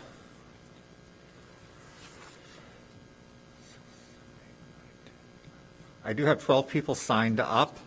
I will ask people to please keep their comments related to this particular matter on the specific subjects that we're discussing, and I will not put time limits on everybody, but ask everybody to sort of be cognizant of not getting up and speaking for 10 minutes, because with 12 people, that would take us 2 hours to get through. If somebody says something that you agree with and speaks earlier, it's perfectly fine to get up and say, I agree with what that person said. So with that, I will call the first person up, which is Suzanne Calder. I don't think she was here, actually. Has she shown up? All right. Mr. Dillo, then, you're the first speaker. Thank you for taking the time to hear everyone speak. I'll try to take this off here. So this is odd. I'm just going to say that up front, but there's a part of this appeal that was filed tonight that wasn't addressed. All right. So, and I believe that this commission also needs to act on that. The first part of the appeal says that Section 6391 of the zoning ordinance provides that the zoning administration has the authority to render use designations, provides that any party with a legal or beneficial interest in the property may seek a use determination. So Attorney Google, which is certainly not me, says that a beneficial interest is a financial interest or an interest in trust, both of which would be contractual.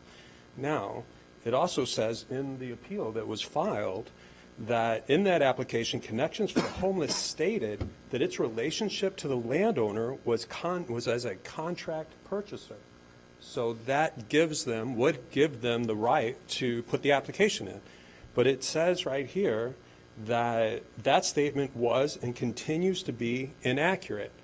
So it would look on its face that Melissa Klotz did not have the standing or Connections for the Homeless did not have the right to apply in the first place. So I believe through this appeal process and the facts that are on the ground right now, that this commission would first need to rule on whether or not Connections for the Homeless ever had standing to apply for a zoning when they had no contractual or beneficial interest in the property to begin with. So they go on to say that that statement was and continues to be inaccurate. Connections for the Homeless has never had a contract to purchase the subject property. Because Connections for the Homeless lacked the requisite standing to make the request for the zoning analysis, it follows that the zoning administrator should not have issued the use determination, and therefore her actions, and there's a legal term that I'm not going to attempt to pronounce. For that reason, the zoning administration's decision should be void and of no effect. That seems really true. So in effect, the idea that the zoning administration in the first place could come in and say it's a rooming house, or ever given the opportunity to say it was a rooming house, or ever given the opportunity to say there was a discontinuation, should have never been allowed in the first place. So I'm not at all sure why that wasn't brought up tonight. I'm not sure why their attorneys didn't brought it up. I'm not sure why this commission or Matt Rogers didn't say, hey, this was a part of your appeal. I won't go down that path, but I believe that that was appealed, and I believe that decision needs to be made. Thank you. Thank you, Mr. Dillow. And I'll say so. I'm sorry if I mispronounced someone's name. Diana Durkis. Excuse me, are we going to talk about that at all, or wait till everybody has spoken and then discuss it? Is that the procedure? If you have a specific question for Mr. Dillow? Well, I think he raises a great point, but I'd like some clarification on that, but I'll wait. No, go ahead. I'm sorry, Mr. Durkis. I'll let you go ahead and ask that question then. Well, I guess maybe the question is for staff, and how do they respond to that? I apologize. I'm looking for that exact wording that's in there and have not found it yet. But typically speaking, applicants who apply for a determination of use are not owners. They're almost always lessees.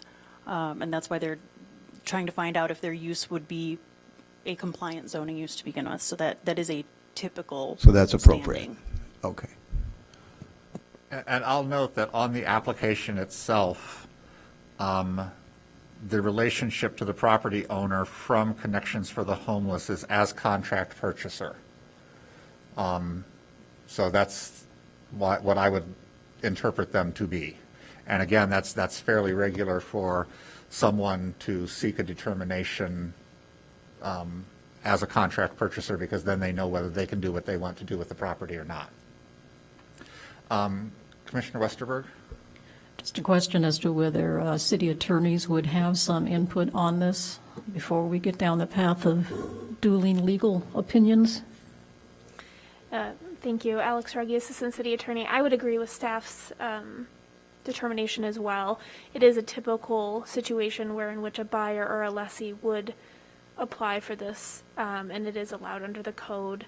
Connections did clarify that they were a potential buyer, and there is no appeal before this commission at this time that they did not have standing. So I would also say that that's not really before you tonight. Thank you, Ms. Ruggie. I'm sorry, Ms. Durkis, to interrupt you there while we cleared that up. If you would please come up and state your name and give us your testimony. Thank you. And thank you all for volunteering and serving on this committee, for showing up, listening to all manner of subjects and situations, and doing the hard work. My name is Diana Durkis, and I live in the 4th Ward. And I consider myself a member of this neighborhood group that wants to help steer the impact of the transitional homeless shelter for the sake of the city and our neighborhood that operates at the Margarita Inn. We want to be involved because, as we found out in these hearings, it's a complex issue. Zoning for this doesn't fit into an existing code.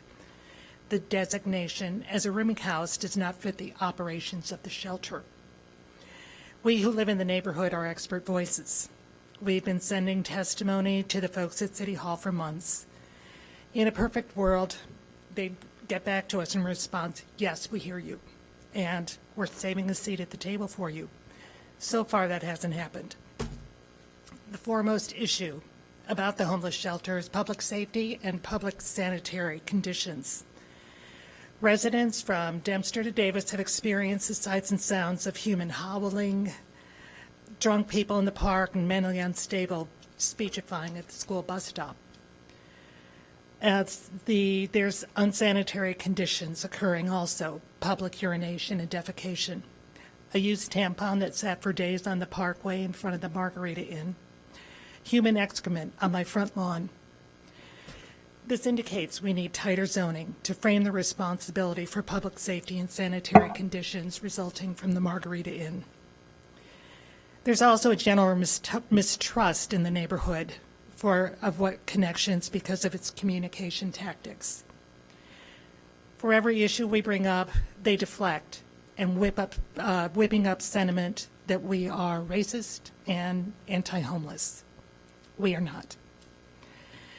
Is that a good neighbor policy? No. Is that a way to grow your facility into the best it can be? No.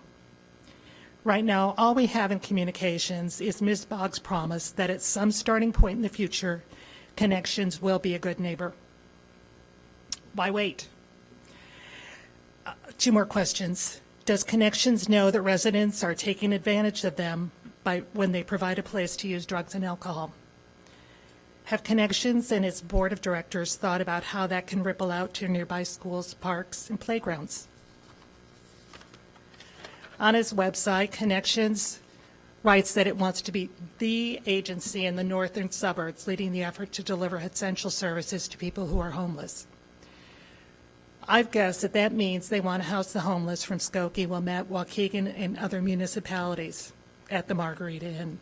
But we don't know for sure because Connections has deflected that question too.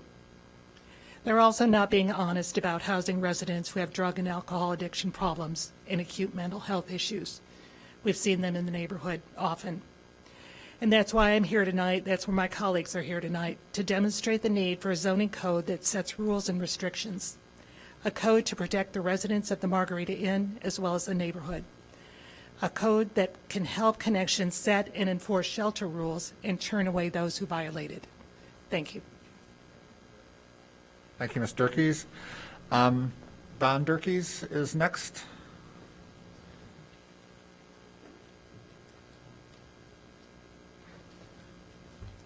We come in pairs.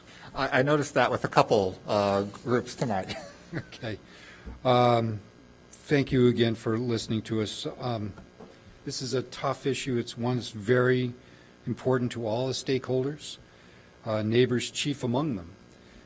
And I am a neighbor of the Margarita Inn. We live proximate to the building. We're not complaining about a trivial matter here. We want our encounters from those living at the Margarita Inn or those attracted to the Margarita Inn is very clear. We've had an astounding increase in emergency calls over the past 2 years from the prior 2 years. In fact, there's roughly 1,000% increase. Now, some of those are minor calls, but there are a lot of major ones as well. We're not asking for the Margarita Inn and the Connections for the Homeless Center to go away. That's not our objective. We're looking for controls already established by ordinance to be applied here. The ordinance may not fit exactly the use, but that's why there's a process for modifying that by variance or special or unique uses. This process has been well established. People use it all the time, as you know better than me. But to ignore that is to put one class of people, the homeless from northern Illinois, above all others, including the citizens that have been in the neighborhood for years. So we're not asking for the removal or the discontinuation of the center, just that it be licensed or controlled or regulated in some way based on city code. It's clearly not a rooming house. There's treatments are provided there, for example. It doesn't fit the exact definition of a rooming house, as has been pointed out in the past by the zoning administrator. And so it's special or unique. And so we're just asking for that clarity and that oversight by the city to be applied. Thank you. Thank you, Mr. Durkes. Monica Forte?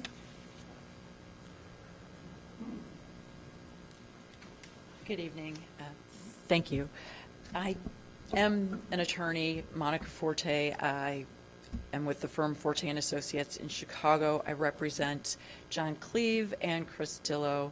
Mr. Cleve does live within the boundary notification area surrounding the Margarita Inn. I did submit a request for continuance. I am the individual who sought a continuance of tonight's hearing, primarily because I have literally been retained about 2 days ago. So my ability to review everything, including things that were addressed this evening, has been very limited. There was also an indication that not all of the neighbors entitled to notice did receive notice of the appeal in this evening's hearing. So it is still my request that this matter be continued so that I do have a full opportunity to review everything that is being addressed this evening. All right, thank you. Now, you know, if this hearing will not be continued, then I would like the opportunity to address some of the arguments made by counsel this evening. But What I'm going to do is I'll move you to the end. Perfect. And I want to talk to the attorney for a second. But I'll do that. I'll let everyone else get their public comment in. We'll have our sidebar discussion, and then I'll ask you to come up and address. Thank you. Thank you. Thank you. The next speaker I have on the list is Eric Passett.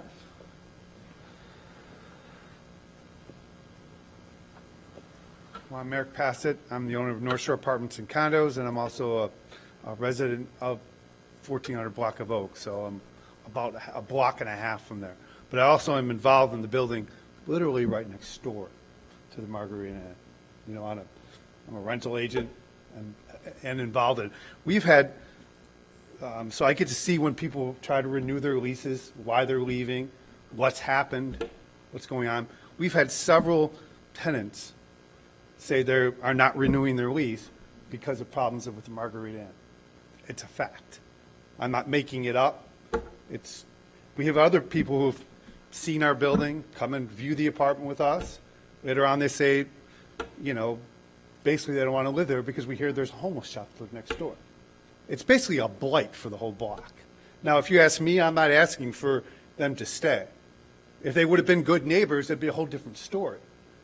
You know, last council meeting, last meeting we had here for the zoning, we had one of the associates of homeless shelters say, we don't have a problem. That was her exact word. We just kind of blend in. Like, I'm here to tell you, they don't blend in. We've had several problems with people coming right next door to our building and harassing our tenants. I mean, they're not just blending in. You know, I guess I also felt slighted last time at the meeting here that you said nobody could speak unless they're on the board. Well, you had two attorneys speak that weren't part of this, a part of our appeal. You know, that really felt like we weren't being heard. I can tell you that. I'm sure you heard that from other people. You know, so I guess I feel like if, you know, everyone talking about them becoming good citizens, you know, the issue's not even being addressed. They're not saying that they're a problem. 160 instances right on their front doorstep. And they're not even saying that they have a problem. If they said, okay, we have a lot of issues here, we're willing to address them, that'd be one thing. But they're not even addressing that. That's appalling, to say the least. You know, you have I want to say the chief police officer, you know, saying how many calls they've had from their other, I don't want to keep on repeating myself. All I'm saying is the problem is they don't even identify there's a problem. That is scary. So enough said. I don't want to keep on repeating myself, but thank you. Thank you, Mr. Passett, for your comments. Next speaker is Mike Joyce.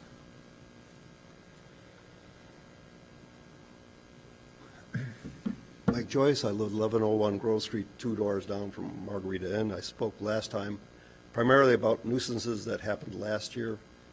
Since our meeting, last meeting, things escalated. It's become a threat to our life, our health, my wife's health. She's going to come up here and talk about what happened to her. English is not her primary language, so I'm going to describe what happened. On May 15th, a Sunday evening, I got a text message from her saying that a crazy man was following her and stalking her, and that she was afraid to come. And she finally got home. That's when she texted me because she didn't have her phone with her. The way she described it, a man pulled up in a car next to her and told her that somebody was following her and she was in danger. She turned around and she saw a person who regularly comes and goes from the Margarita Inn. He continued to follow her afterwards, so she tried to elude him. Eventually, she managed to cross the street, timing the light correctly so he couldn't follow her, and she escaped. When she finally got back home, he was sitting outside of the house waiting for her, and he gave her a look. She told me he looked at her like, I know where you live. He knew the game. This was terrible. I called the police. There's a record. I called the police. They said, well, it was half an hour ago. If the man's not there, we can't do much. They sent me to something called PST or PTS, and I left 2 voice messages or 3 voice messages. No one ever returned my call. The young man disappeared from there 2 days later. We saw him Monday walking around, but Tuesday he was gone. If somebody from Connections wants to say who that young man was, what they did with him, how he got into their system, how he got into this position, I would love to hear what they're doing to correct that and not let that happen again. But it's a public safety hazard, and really, that's my biggest concern now is the safety of my family. So I'm going to let my wife, Christina, talk about that, her incident. If you could just tell us your last name, please, because I can't read it on the record. My last name is Jiang. Jiang is my Chinese name, Chenshui Jiang, but easy for everybody is Christina. My husband Joyce. So I just tell the truth. I never thought this could happen in this neighborhood. That's the only truth. I moved here 10 years ago in 2013, and I live in this building, the current building, Grove 101. And I never had a problem. I feel so safe day and night. Sometimes my dog have the problem, need to go out at 2 o'clock at night. I just open the door and walk out, and with him, I never feel anything unsafe until 2 years before, starting 2 years before. But the last year, since last year was so many times woke up by the ambulance firefighter, and the lights shining and all the screaming and all those kind of scaring at the night and day, as so many people are in that building, Margarita Inn, and cursing, angry talking, and behave very crazily. But I really try to manage to go around or be cautious when I walk my dog, because I walk everywhere. I don't drive. I walk everywhere in the city. That's why we choose to live in that location, because it's so convenient, so close to the campus and students around and safe. But the day my husband mentioned last week, and I actually during the time I walked my dog, the first time I saw him very angry talking and walked toward me twice. I tried to avoid to the other street. And I think I can manage it. But at night, 6:30, I walk my dog, and all of a sudden, a car pulling by my side, a very respectful black man get out of the car. He told me, do you know that man? I turned around, I know that man in the Margarita Inn. And I said, he asked me, do you know he followed you 2 blocks? I said, I don't know. He said, I thought he know you. That's why I follow you. No, I said, I don't know him. But he said, you need to be cautious. He followed, that's why I follow you to park and let you know. He followed you 2 blocks. So he said, you need to try to get away from him. But I don't have phone with me at that time.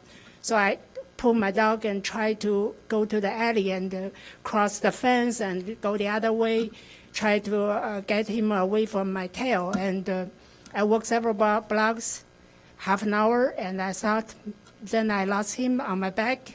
So I get back home, and he was sitting there, and he didn't talk. He getting quiet and smirk on the face and look at me. It means that I know where you are. You cannot get away from me. And I was so panicked.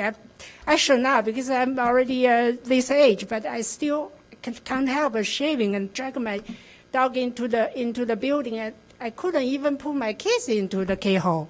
And I was thinking, if he broke the door, what am I going to do?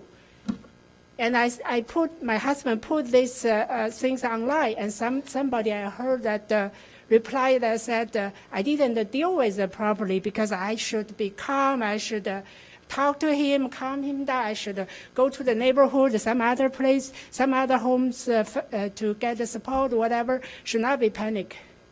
But I don't think it's fair for me. Who will not be bothered by this kind of situation? Never happened before. And from now, after these events, I feel so disturbed walking on that sidewalk. I've been walking 7 years, 9 years, 10 years. I always turn my head on and to see if there anybody there. Or I'll totally go Ridge or go Maple or go any other street. I couldn't go that street. And whenever anything, I need to look back, look around. It's insane, I think.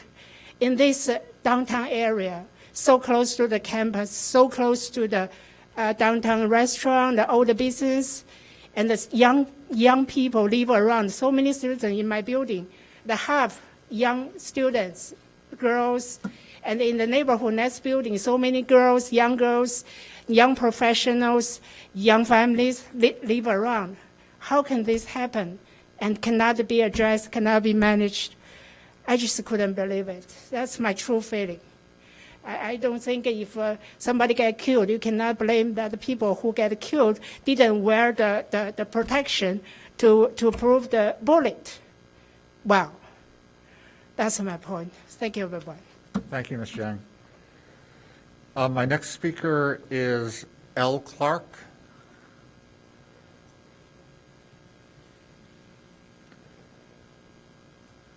And Mr. Clark, if you could please just state your name for the record.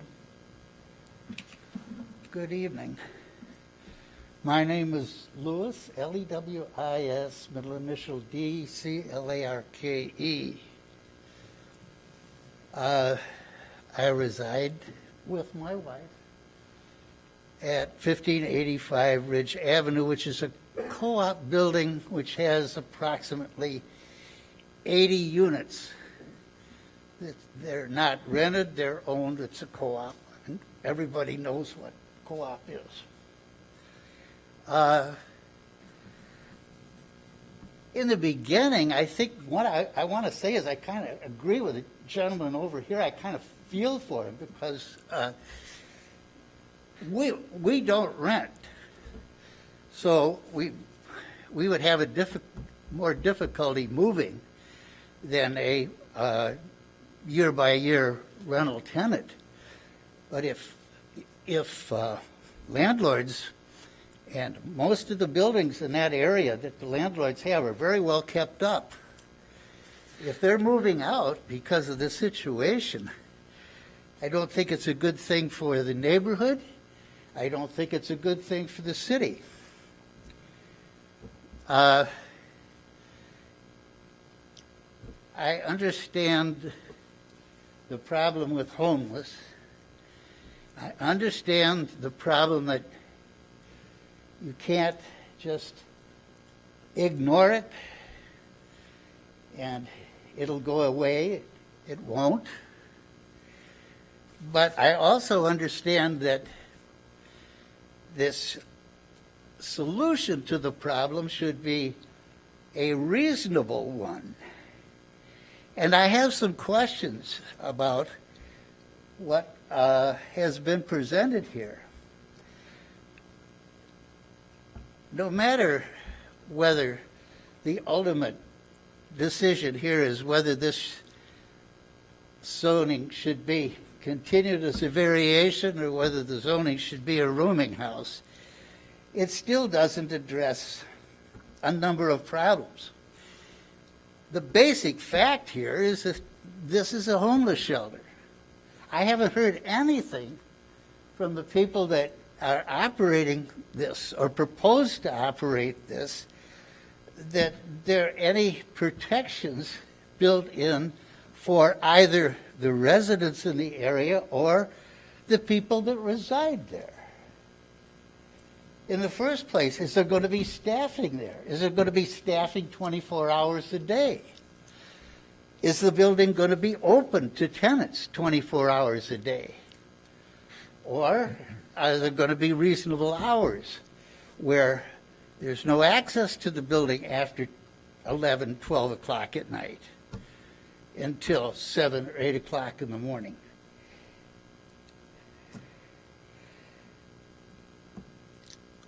What instructions or information is given to the proposed residents?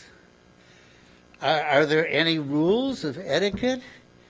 Are there anything about conducting themselves in the neighborhood that are explained to them when they're admitted? I haven't heard anything about that. I haven't heard anything about the time limit. How long are these people going to stay? And in that connection, what, if anything, is being done to rehabilitate these people so that they aren't temporary residents of a homeless shelter, but have some more permanent place to go? I haven't heard anything about that. Parking is going to be a problem. Some of our tenants have parking on the premises. Many of them don't. The building on the corner of Grove and Ridge was a parking lot. They used the parking lot. Other tenants that rented in the area used that parking lot. That parking lot's gone. There's no parking lot in that whole block. Parking may be a somewhat minor solvable problem, but it should be a problem that needs attention. And finally, what is going to be done to provide the homeless tenants a medical facilities, medical attention? I haven't heard anything about that. It's open it up. A lot of these people, and I have had experience with being assistant corporation counsel for the District of Columbia, among other things, with the homeless problem. And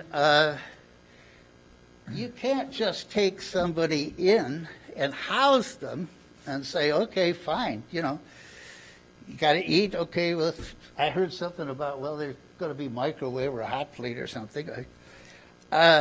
No. There needs to be direct connection with medical facilities. There needs to be some medical evaluation of tenants that seem acting in ways that would lead one to think that they do need some kind of medical attention. Are they going to be referred? Do they have somebody, a medical facility that they can contact, that they can get these people to if they need medical attention? All of these questions come to my mind. And yeah, you could go ahead and recommend a a zoning classification that would permit what these people want to do with the property.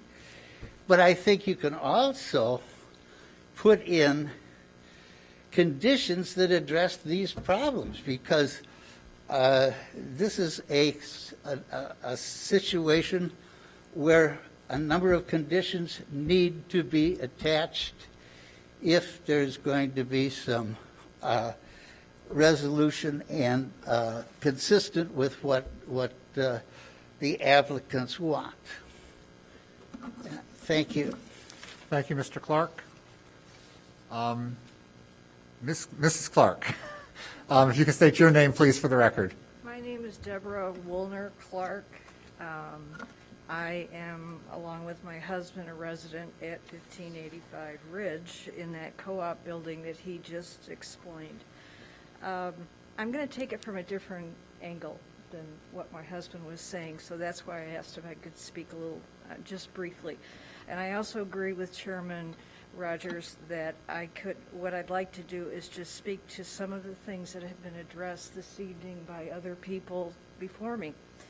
And I don't have the legal background, so please forgive me if I'm not exactly accurate in my expression. However, I do have a background in special needs. Be that as it may, when Attorney Scott was speaking, there were several things that I found very interesting, because when we moved into the building, now our building is, we have an alley that lovely is, we now have a lovely new asphalted alley, thanks to the city. And our building backs up to the Margarita Inn. Now, I believe I would say it's kind of catty corner, if you know what I mean. So I'm not sure about the 1,000 feet closeness, but I have to say I'm very much aware of the back of the building, not so much the front of the building. When we first moved in 8 years ago, my unit was totally uninhabitable, and it was a scorching hot summer. This would have been the summer of 2014. And I decided that I was going to go across the alley and find a room because it looked so neat, and it was one of the reasons we moved there, was because this hotel we could use this hotel for our guests. So I contacted Ascend, and I made a reservation through Ascend, and I was familiar with Choice Hotels. Surprisingly, and we had dinner at Va Pensiera several times in preceding years, so I knew there was a restaurant in the base of the building. Well, I have a bad back, and I asked the lady if I could have is there a handicapped accessible room, because I'm looking and I'm seeing this itty-bitty elevator, which looked very nice. I mean, the hotel, the lobby, everything was well appointed. She said, we have rooms in the lower level, and they've all been turned into handicapped accessible rooms. Would you like one of those? Well, it entered right off of the alley, and it was part of probably what was originally that restaurant. So I can certainly understand what the zoning person was saying in her interpretation of structural changes, because I was probably staying in the kitchen, which was obviously no longer, it was a fantastic room with a lovely bathroom and certainly handicapped accessible. So I say that because another issue so I kind of question with the way he's phrased a few things here. Another part of it was the off-street parking. I'm not sure how that's going to work out, and I'm not saying that you don't want to have this establishment now with connection, but those parking places at the time were assigned where we now have this huge building that's just been constructed over the last year. So where they're going to find parking in a convenient location, I'm not sure, but it's an issue because as I drive through that alley, I see these cars wedged into the back of the parking. I mean, there's like maybe 5 slots. I'm sure they'll be able to tell you how many.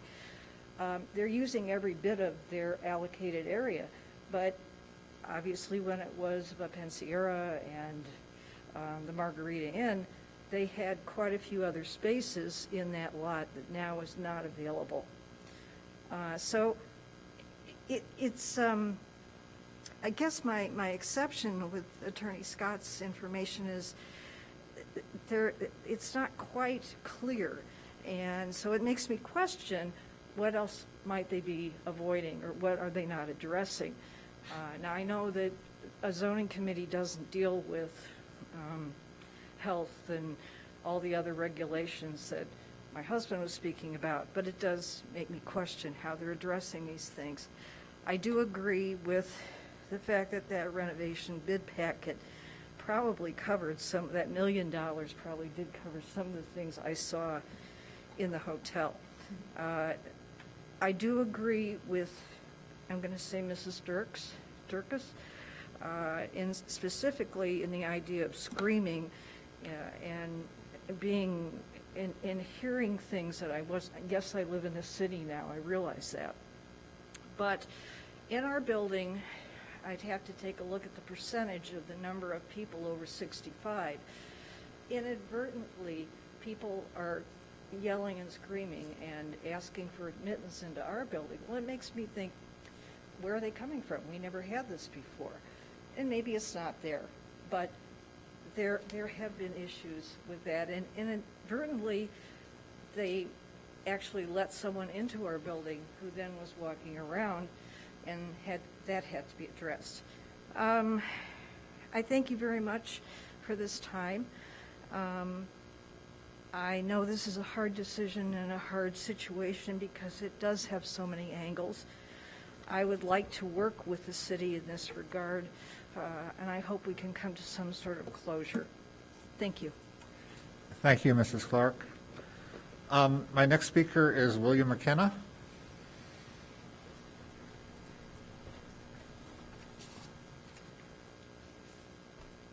Good evening. William McKenna. I'm with the law firm of Foley and Lardner representing Connections. I'm also an Evanston resident. I have three things to say tonight. First, I want to respond to Mr. Dillo's comments.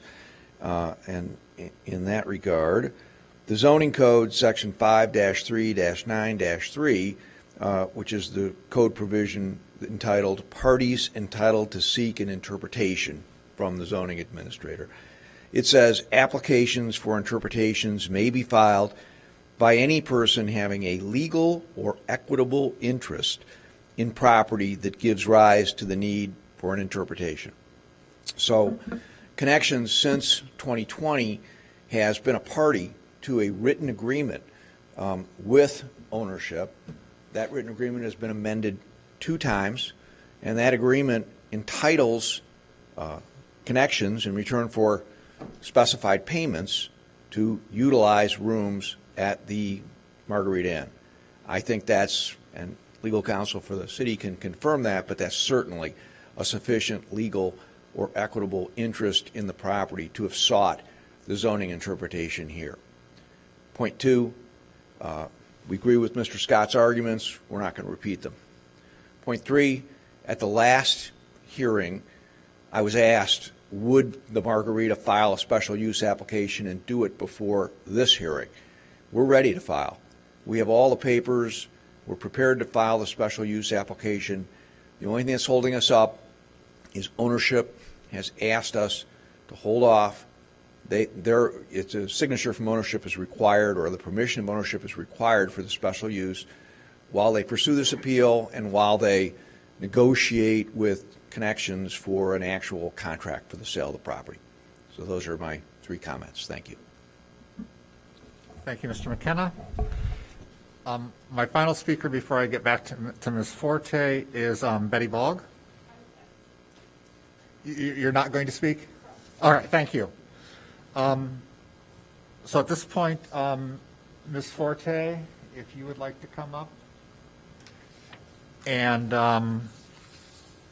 state the reason for the request for a continuance. Well, as I believe I stated previously, I was only recently retained on this matter, in fact, about 2 days ago.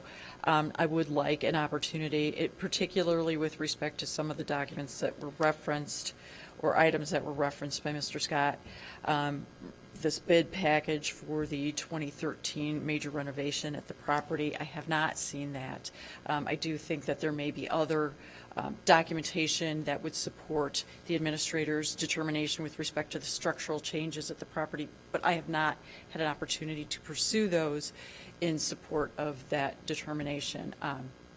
So I would like that opportunity at the very least to see if in fact there were, beyond what has been noted, additional structural changes to the building, which I do think would serve as one of the bases for determining that the special use has been deemed invalid. So the other issue that I brought up was the boundary notification, that we have been made aware that at least one individual within that area did not receive mailing notice of this appeal and tonight's hearing. So if there is any concerns about notice, I think those we should be given an opportunity to make sure that notice has been properly given so that there isn't any issue with that going forward. The other issue that I mentioned was that Mr. Cleve, if he were here, I believe he would like to have testified this evening as well, but he is not available. He is out of town on a previously scheduled travel plans. So those are the reasons for my request for continuance. All right, thank you. I believe, I'm just going to take them slightly out of order. Okay. I believe that the notification, if someone does not receive notification, if the city has sent them in good faith, that's not really a reason to grant a continuance or to hold things up. If I'm not mistaken, that's been our practice, correct? Chair Rogers, that is correct, and I can have staff confirm that notifications were mailed out in accordance with the code. That is correct. Notification was sent out in accordance with the code. All right, thank you. Mr. Cleve, I fully understand wanting to testify. I don't have a problem with that. I think your strongest argument is wanting to review the documents that have been presented. Obviously, it's not up to me to grant a continuance. It's up to this board. So if there's anything you would like to say, kind of to convince us right now before I ask you to sit down, while we determine whether a continuance should be granted. Well, I do think that there were actually 4 bases for the administrator's determination. She said that it expired because the property ceased to be used as a rooming house, that there were structural changes that were not approved by the Planning Commission, and that the parking requirement had not been maintained. But she did also mention that there was, that the current request or proposed use is for 63 units, and it had been reduced to 42 units, so that request would exceed significantly what the property was currently being used for, or the intended use of it at this moment in time. As I said, my primary concern with my inability to review things is with respect to that structural piece. I in fact have some supplemental information about the use of the property as a hotel versus a rooming house. But it is that structural piece that I have not been able to review, and I would like an opportunity to pursue if there are other documents in support of what the administrator has already decided. I'd like to see what else is out there so that we can bring it to the commission, and there is a full opportunity to either agree with that assessment as well, or,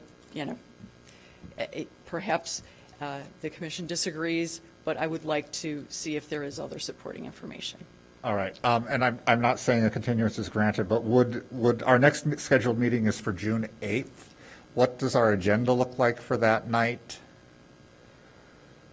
Just one item. Okay, so we're not at our 4 that we try to stay within.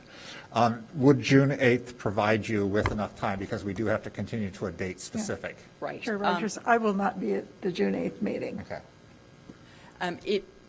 It may not, and the reason for that is because my expectation is that this will be the subject of FOIA requests, which may not be responded to within a 2-week period. That's my big concern. So our following meeting would be June 22nd. What does our agenda look like on June 22nd? Very full. Very full. What does very full mean?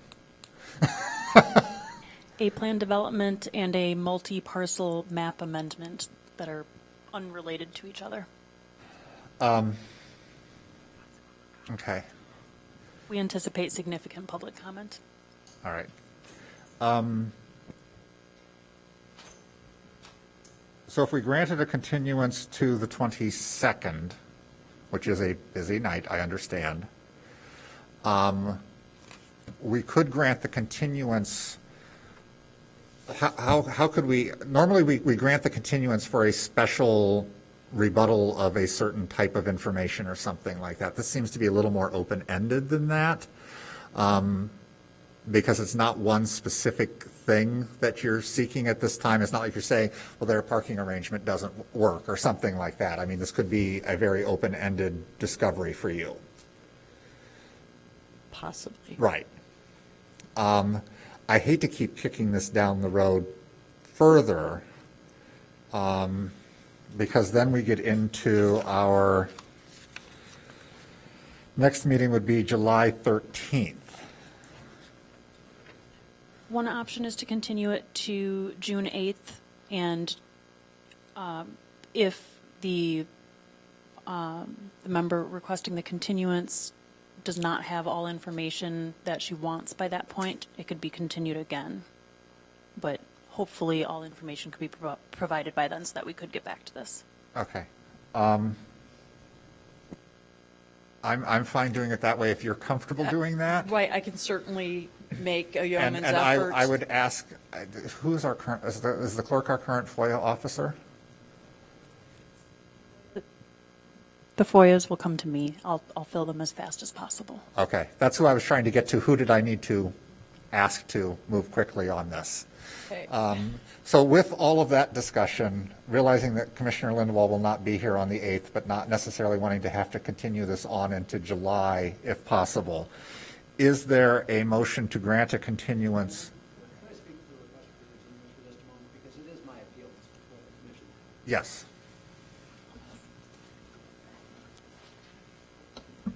For the record, Andrew Scott with the Law Offices of Dyke McGossett here on behalf of the owner of the property of 1566 Oak.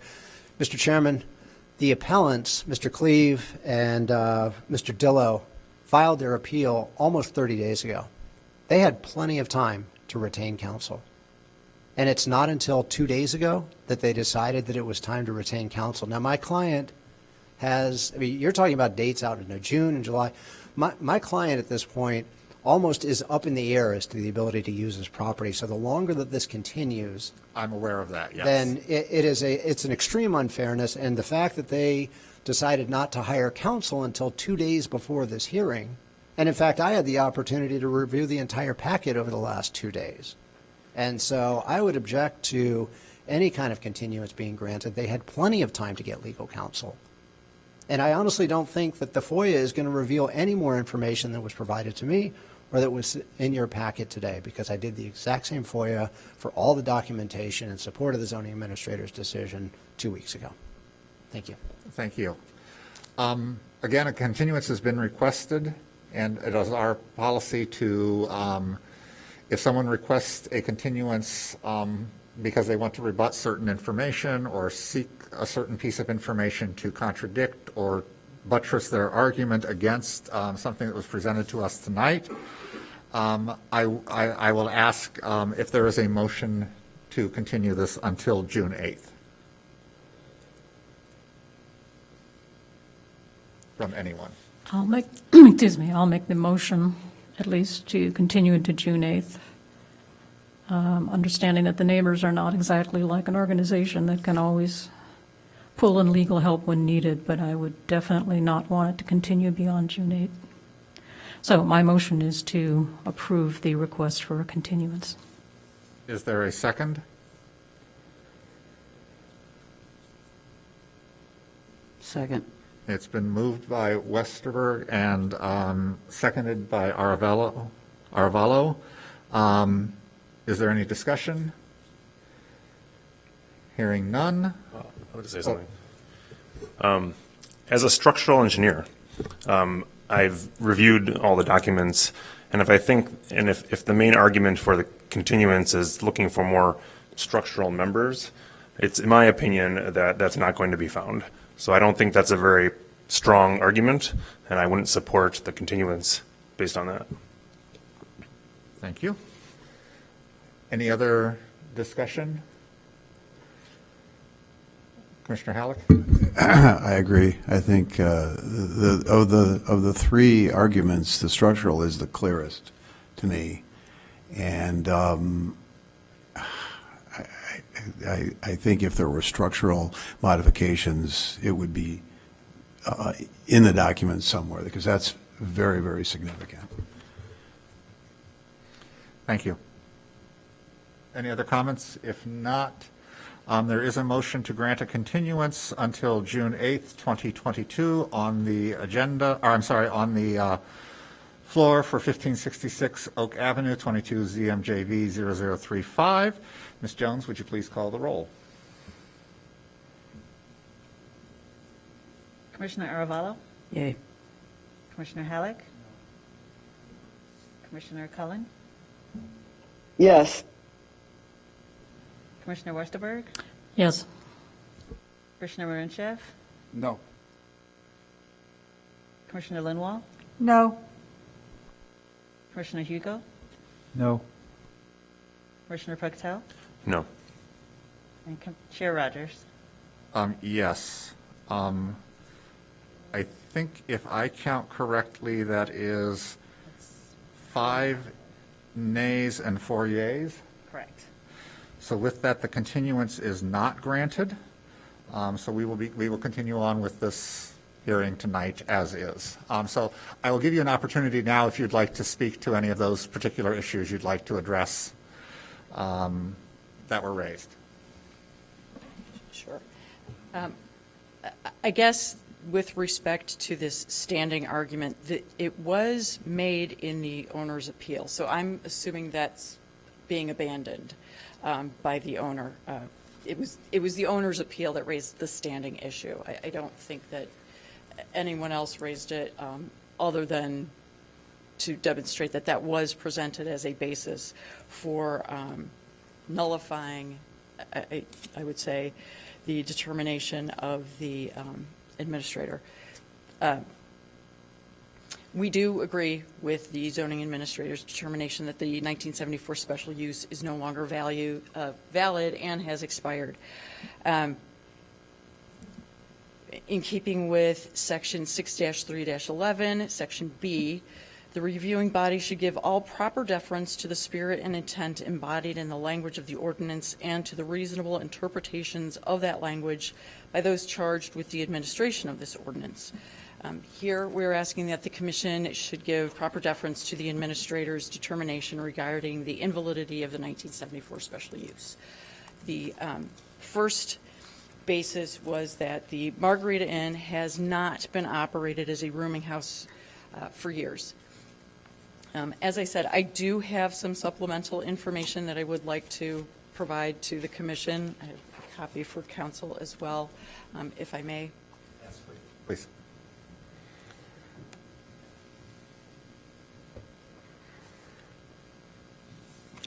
For the record, I am receiving from Ms. Forte a series of exhibits A through I are indicated in a bound document.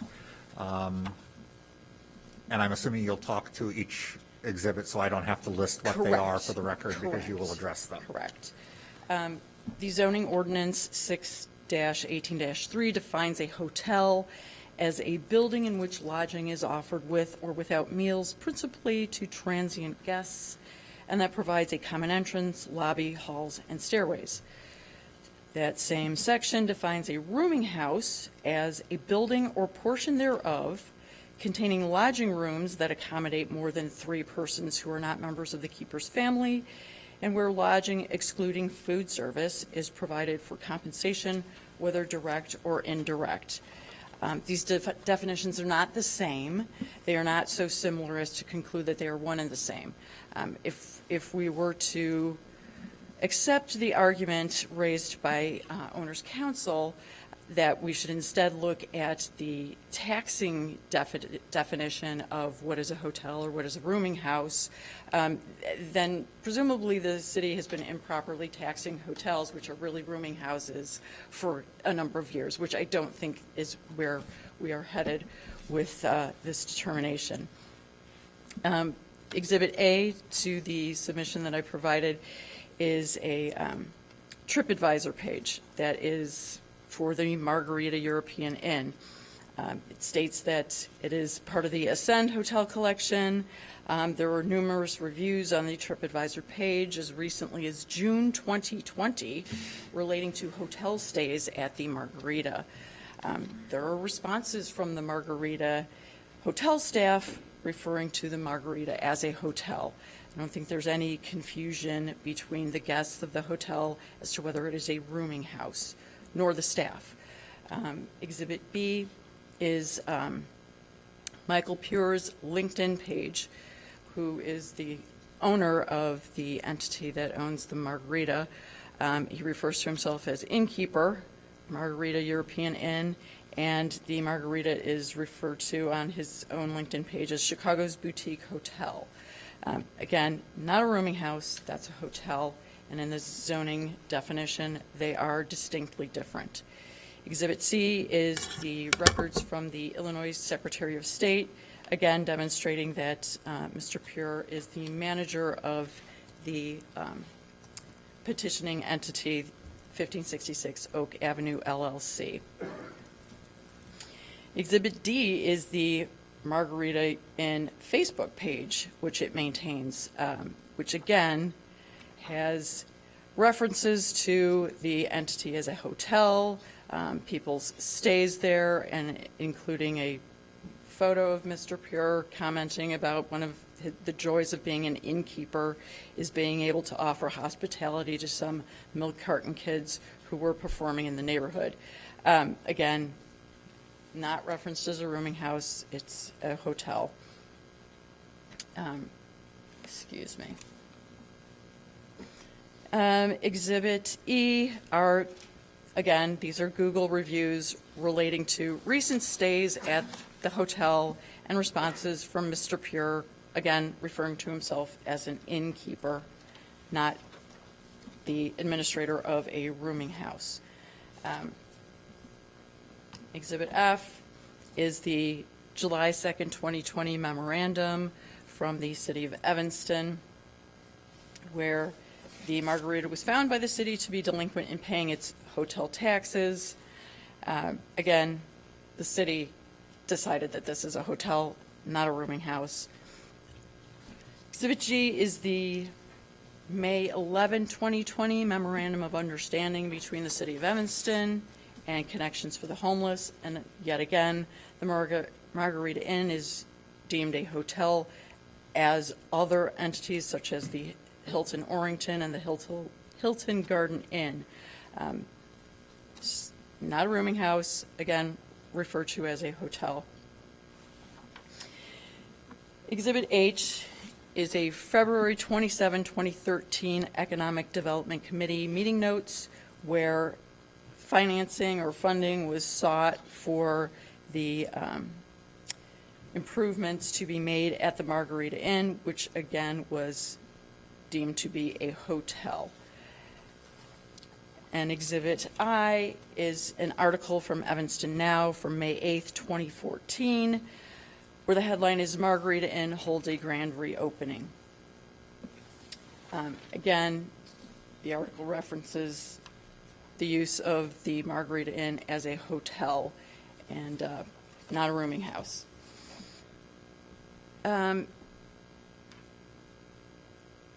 I don't think that there is any question that the Margarita Inn has operated as a hotel and not a rooming house. And as Administrator Klotz found, because it had not been operated as a rooming house for 2 consecutive years, the special use expired. I think that is a valid determination. It's reasonable and in compliance with the ordinance that she was asked to review. The other issue relates to the parking. I think it's admitted that the owner did not maintain the requisite parking. Now, I understand the owner is arguing that it's as a result of the city removing the parking that it had been leasing, but there does not appear to be any explanation as to what efforts were undertaken to replace those parking spaces, or any efforts to dispute with the city whether or not those parking spaces should be taken from their use. And again, that is up to the property owner to maintain, what it is required to maintain to meet within the special use. It was not required to use those specific parking spaces. It needed to find alternative parking spaces, which it did not do. And for that reason, again, we agree with Administrator Klotz's determination that the failure to maintain those parking spaces, again, is violation of the special use and invalidates it. With respect to the structural changes, as I stated, I have not had the opportunity to review everything that was discussed this evening. However, we do note that among the items that the administrator reviewed and relied upon, there is, in 1984, the building owner was instructed to repair or replace the entire roof. Now, repair and replacement of a roof is, I think, indisputably a structural issue. I, again, do not have, the records of what was sought or transpired in 1984 other than this directive from the inspector to replace that roof. I presume that was done. Otherwise, it would still be leaking. So that would be a structural change. But again, with absent my access to this additional information, it's difficult for me to say more than that. And then with the fourth item that Administrator Klotz brought up was that Connection's proposed use exceeds the 42-room occupancy that it currently has. And this would be an increase of intensity beyond the current operations, which again would require a special use. We agree that this is a case where the current situation doesn't comply with that prior special use.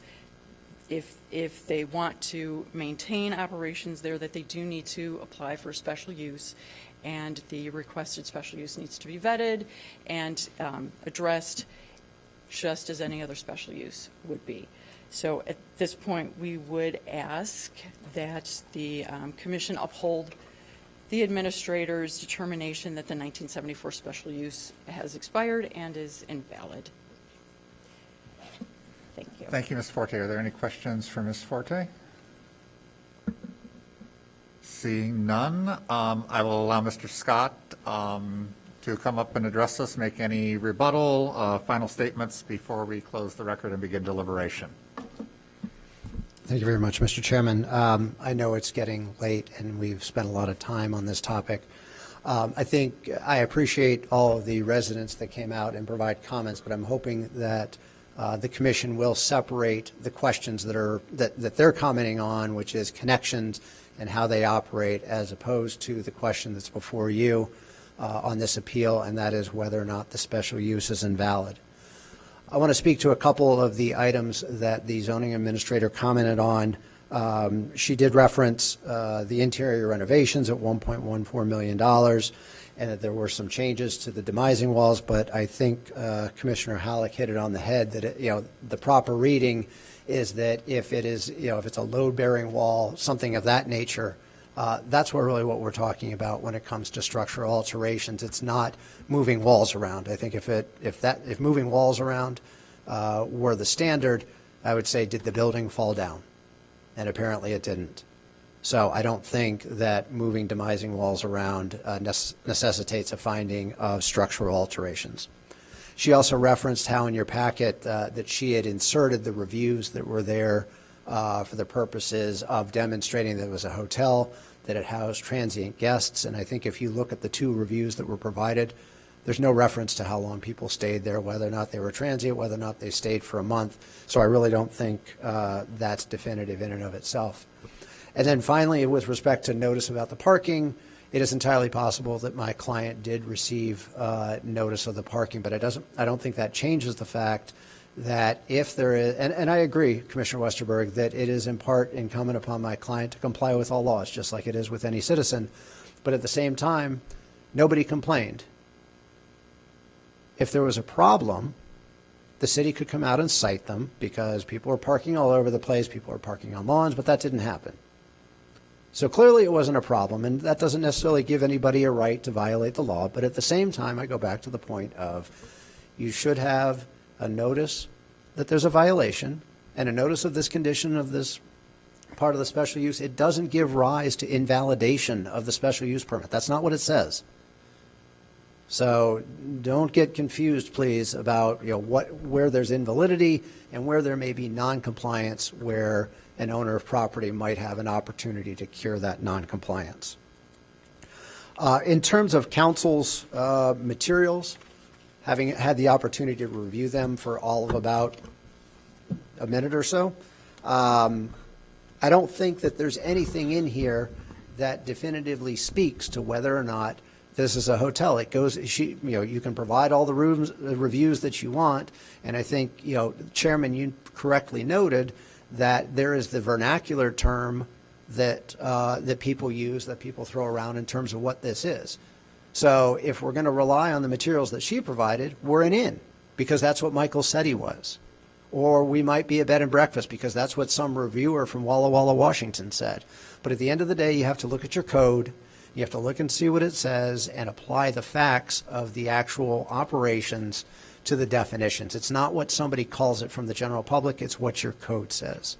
And so I think that's the important thing to keep in mind. And I think if you were to review the materials that were provided by council, I don't think you're going to find anything that sways the decision that there's a paucity of evidence as to whether or not this was a hotel or it actually, in fact, continued to operate as a rooming house over the years. And similarly, there's nothing in here about structural alterations, and there's nothing that changes the situation about the parking.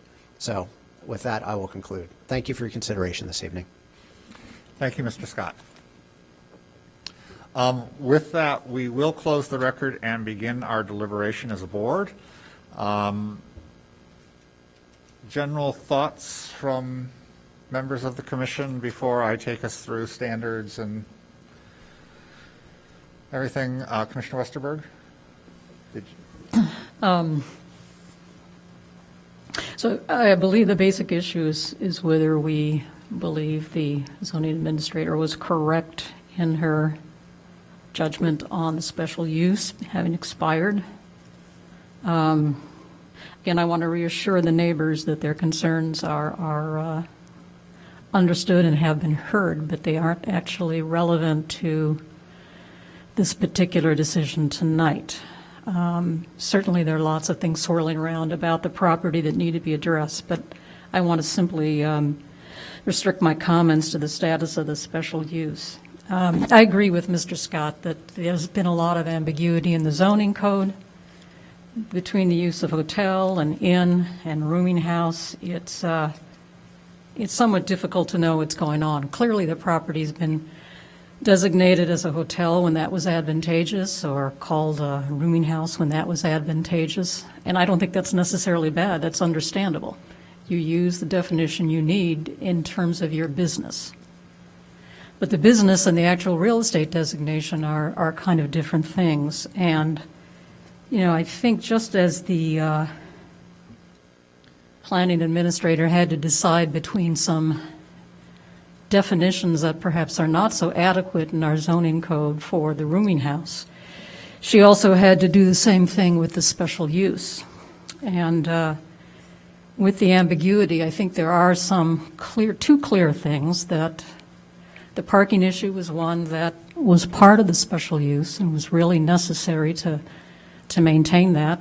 And then the fact that they did pay a hotel tax.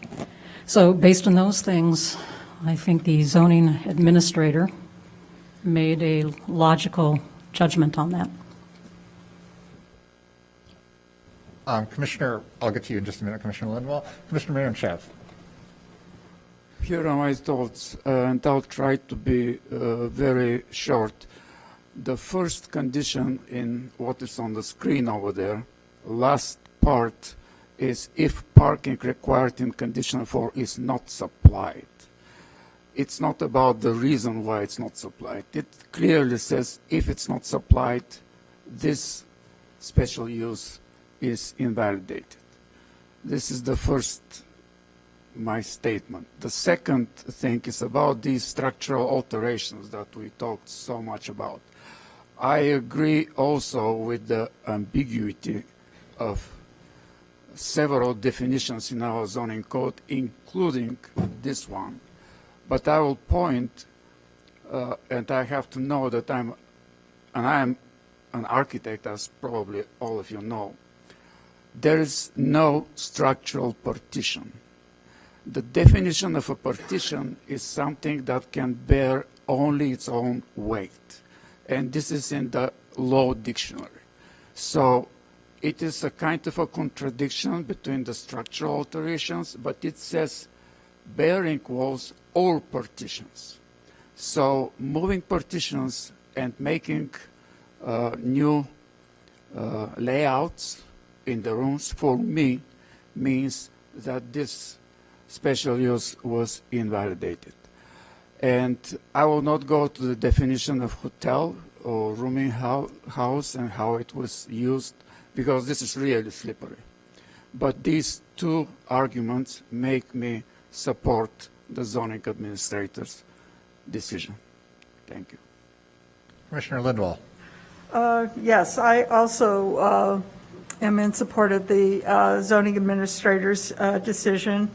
I'm probably one of the few people who actually went to the restaurant that was operating for the public before Bob Pensiero. Oh, you went to the tea house too? It was lovely. It was just down the street from what was then City Hall at the corner of Oak and Lake. But you know, clearly it is operated as a hotel. There's the hotel tax has been collected. We had testimony from a resident who spent a night or two there as a hotel. The structural changes, I agree with Commissioner Mitrovic that the changing the partitions, adding bathrooms, creating any of those things. If you wanted to do that in your own home, you'd be getting building permits to do that. So I believe that's valid. And again, with the parking, the requirement in 1974 was that the 16 spaces be leased, and the fact that the location, the lot where they were being leased has been since redeveloped. The obligation is on the owner to have replaced those or come to the city and requested a variation, which did not happen. So I don't believe that that necessarily relieves the property owner from that obligation. So. Thank you. Any other?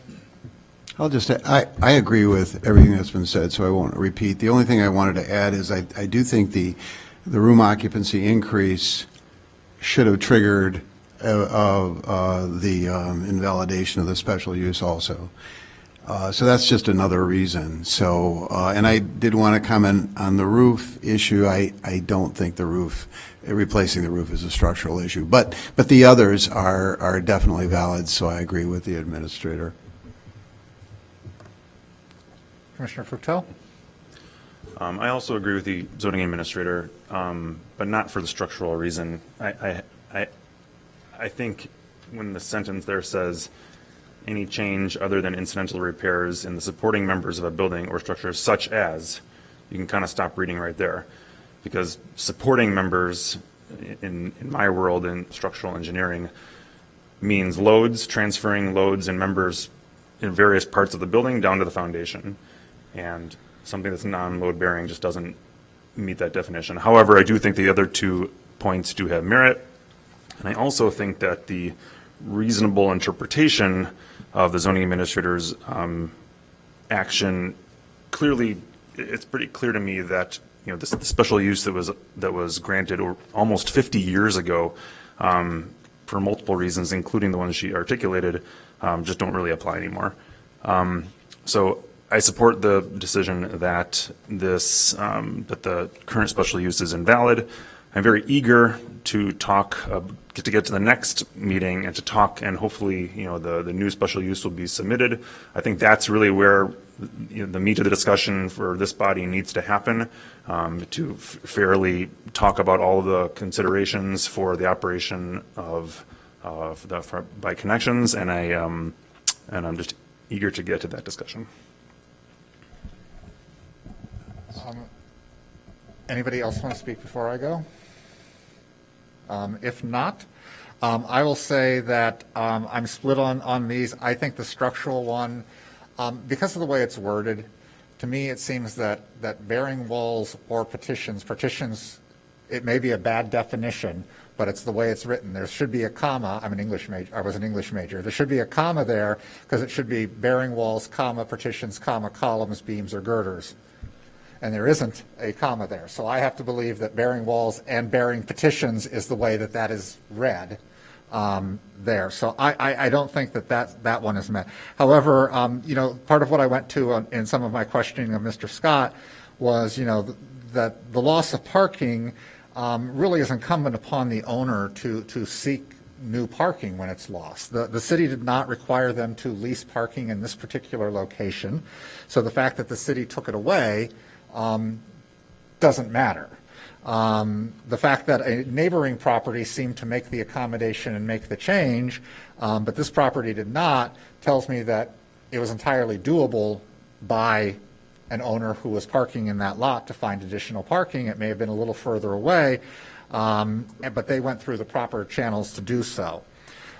In regard to whether this is a hotel or rooming house, as we've discovered during the last hearing and this one, our definitions are not perfect, which creates ambiguity and problems.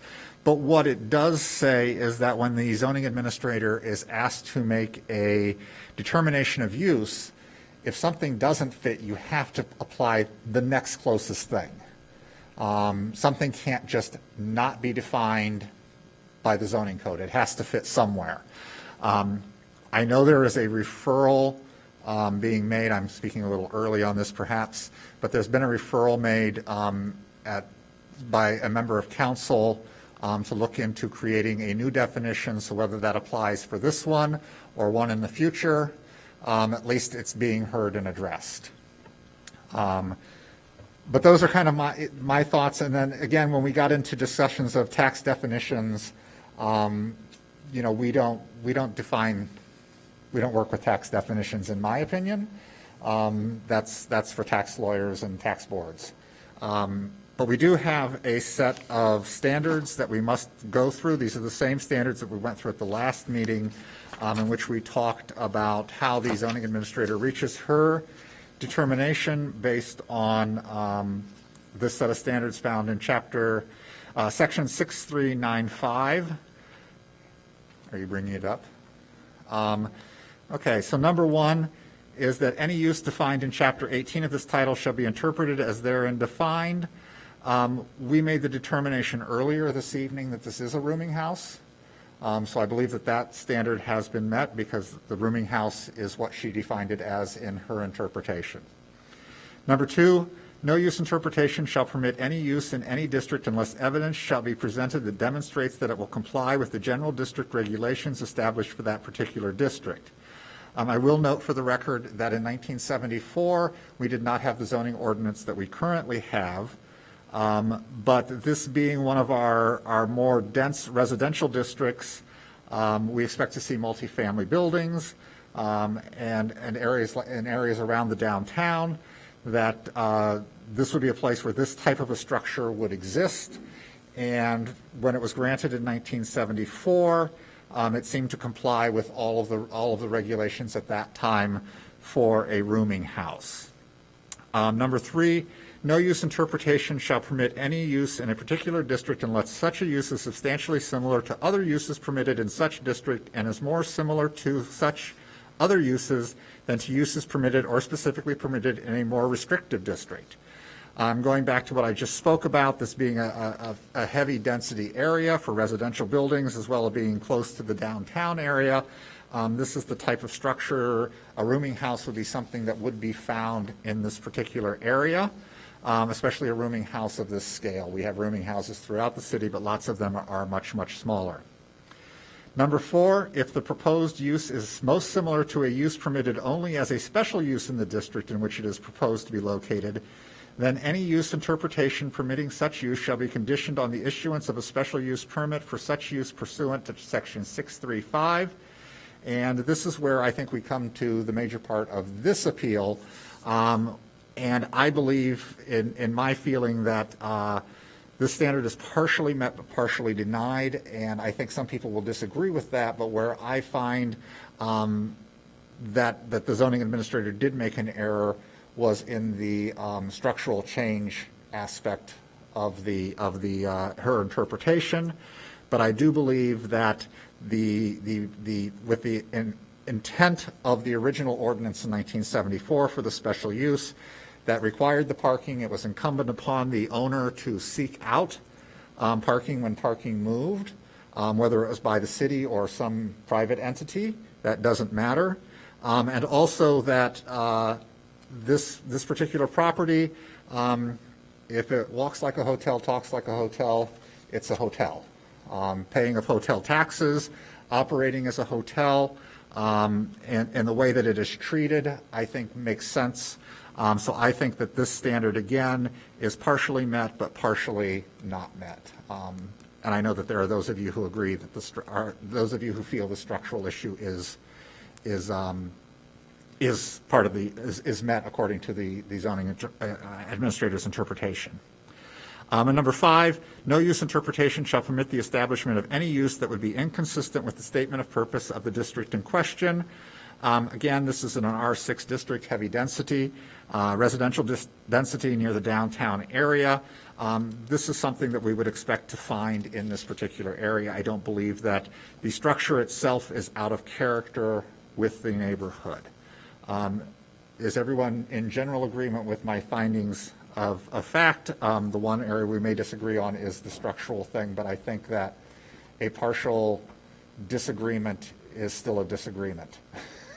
So at this point, I will ask if there is a motion from a member of the commission to uphold the decision of the zoning administrator that the special use that was issued in 1974 has been invalidated because of actions and conditions that have occurred on the property.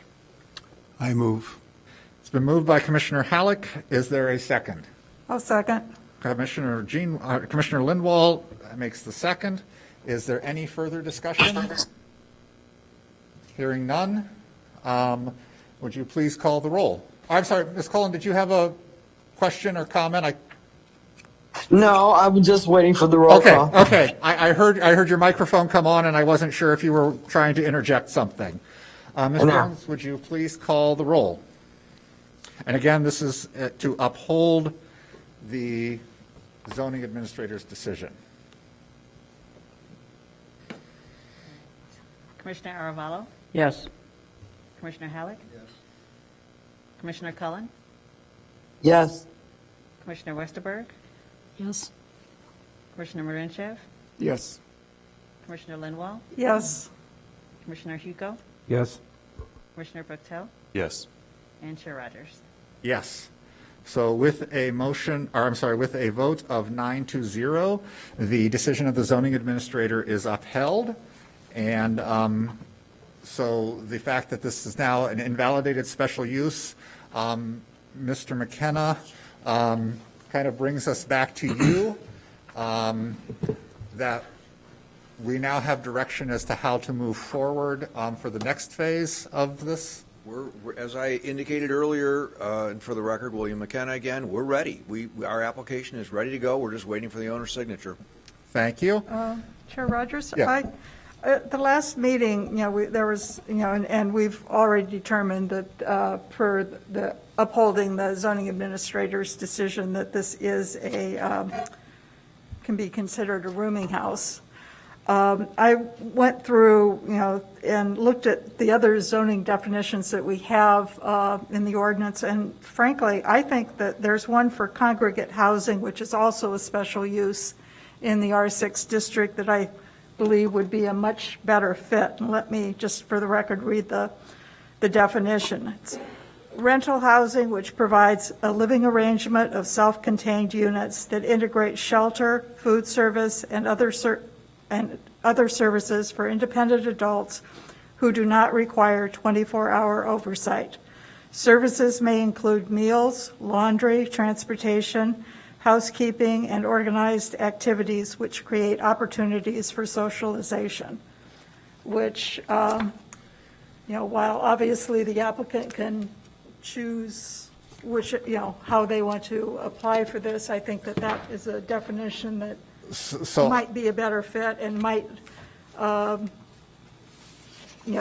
of mean that we don't necessarily need to come up with an entirely new definition. So let me just speak to a couple things there. Number one, City Council is moving ahead with a definition anyway, regardless. This particular applicant would not be asked to apply under that new definition because that may take a couple months to get through the process. Secondly, by our determination that this is a rooming house, that's, in my opinion, what they have to apply under. To ask them to apply in some other means kind of muddies the water about what it is. And from my view, the definition in and of itself is not as important, and this is where I hope all the neighbors who have come and spoken will return.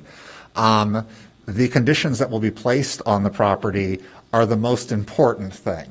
And that's where we have an opportunity to address the issues of life safety, of general upkeep, those sorts of things that we can't address in this particular hearing because we're limited as to what we can address based on what the appeals are requesting.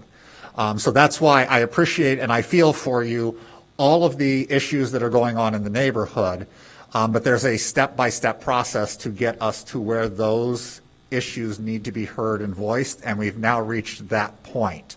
Because there will be a new special use process, or a new special use application that will be conducted in the way that all of our special uses are. You all will receive notices. You'll be able to review the material that Connections for the Homeless does submit, assuming they do submit as they intend to. And that's the opportunity at which you will be able to come before this board and ask us to address the particular concerns that you have by the placement of conditions. I think, Mr. Clark, you're the one who mentioned, being able to condition things. And that's where we're able to do it, is in that special use process. We make a recommendation to City Council. City Council is the ultimate determining body. I know that Alderman Nusma, whose ward this is in, has taken a very active interest in this and has communicated probably with most of you at a public meeting or potentially through emails, things like that. But that's the meeting at which your voice is the most important in hearing how we want to move forward. So I would encourage all of you to come back, have discussions with your neighbors, find out what could happen to make this property the best neighbor for you as well as for the people who are living in it. So that's what I would ask you to do as we move forward. I closed my book already. I don't realize if there's anything else I'm supposed to be doing. At this point, the last item on or the second to last item is communication. Is there anything that staff has or any of the commissioners have? Commissioner Howard? I have a question since Joanna is here. I always ask this. You know what I'm going to ask? Good evening, Johanna Neiden, Community Development Director. The comprehensive plan continues to move forward. We have had interviews. We are now looking at some modifications to the scope based on some things we've learned and some internal discussions we've had as a staff. So we're going to have a second round of interviews to review those modified scope, and hope to be making a recommendation to City Council either in the second meeting of June or the first meeting in July. Any other comments from staff, from commissioners, communications? The final item that we have is public comment, and this is an opportunity for members of the public to address this body, not necessarily about a specific thing that's before us, but maybe if there's general concerns about land use in the city or things like that. So if there's any member of the general public who would like to address us, I don't see anybody raising their hand or moving toward the microphone, so I will assume that is a no. The next item is adjournment. Is there a motion to adjourn? Motion to adjourn. Is there a second? I'll second. It's been moved by Lindwall, seconded by Westerberg.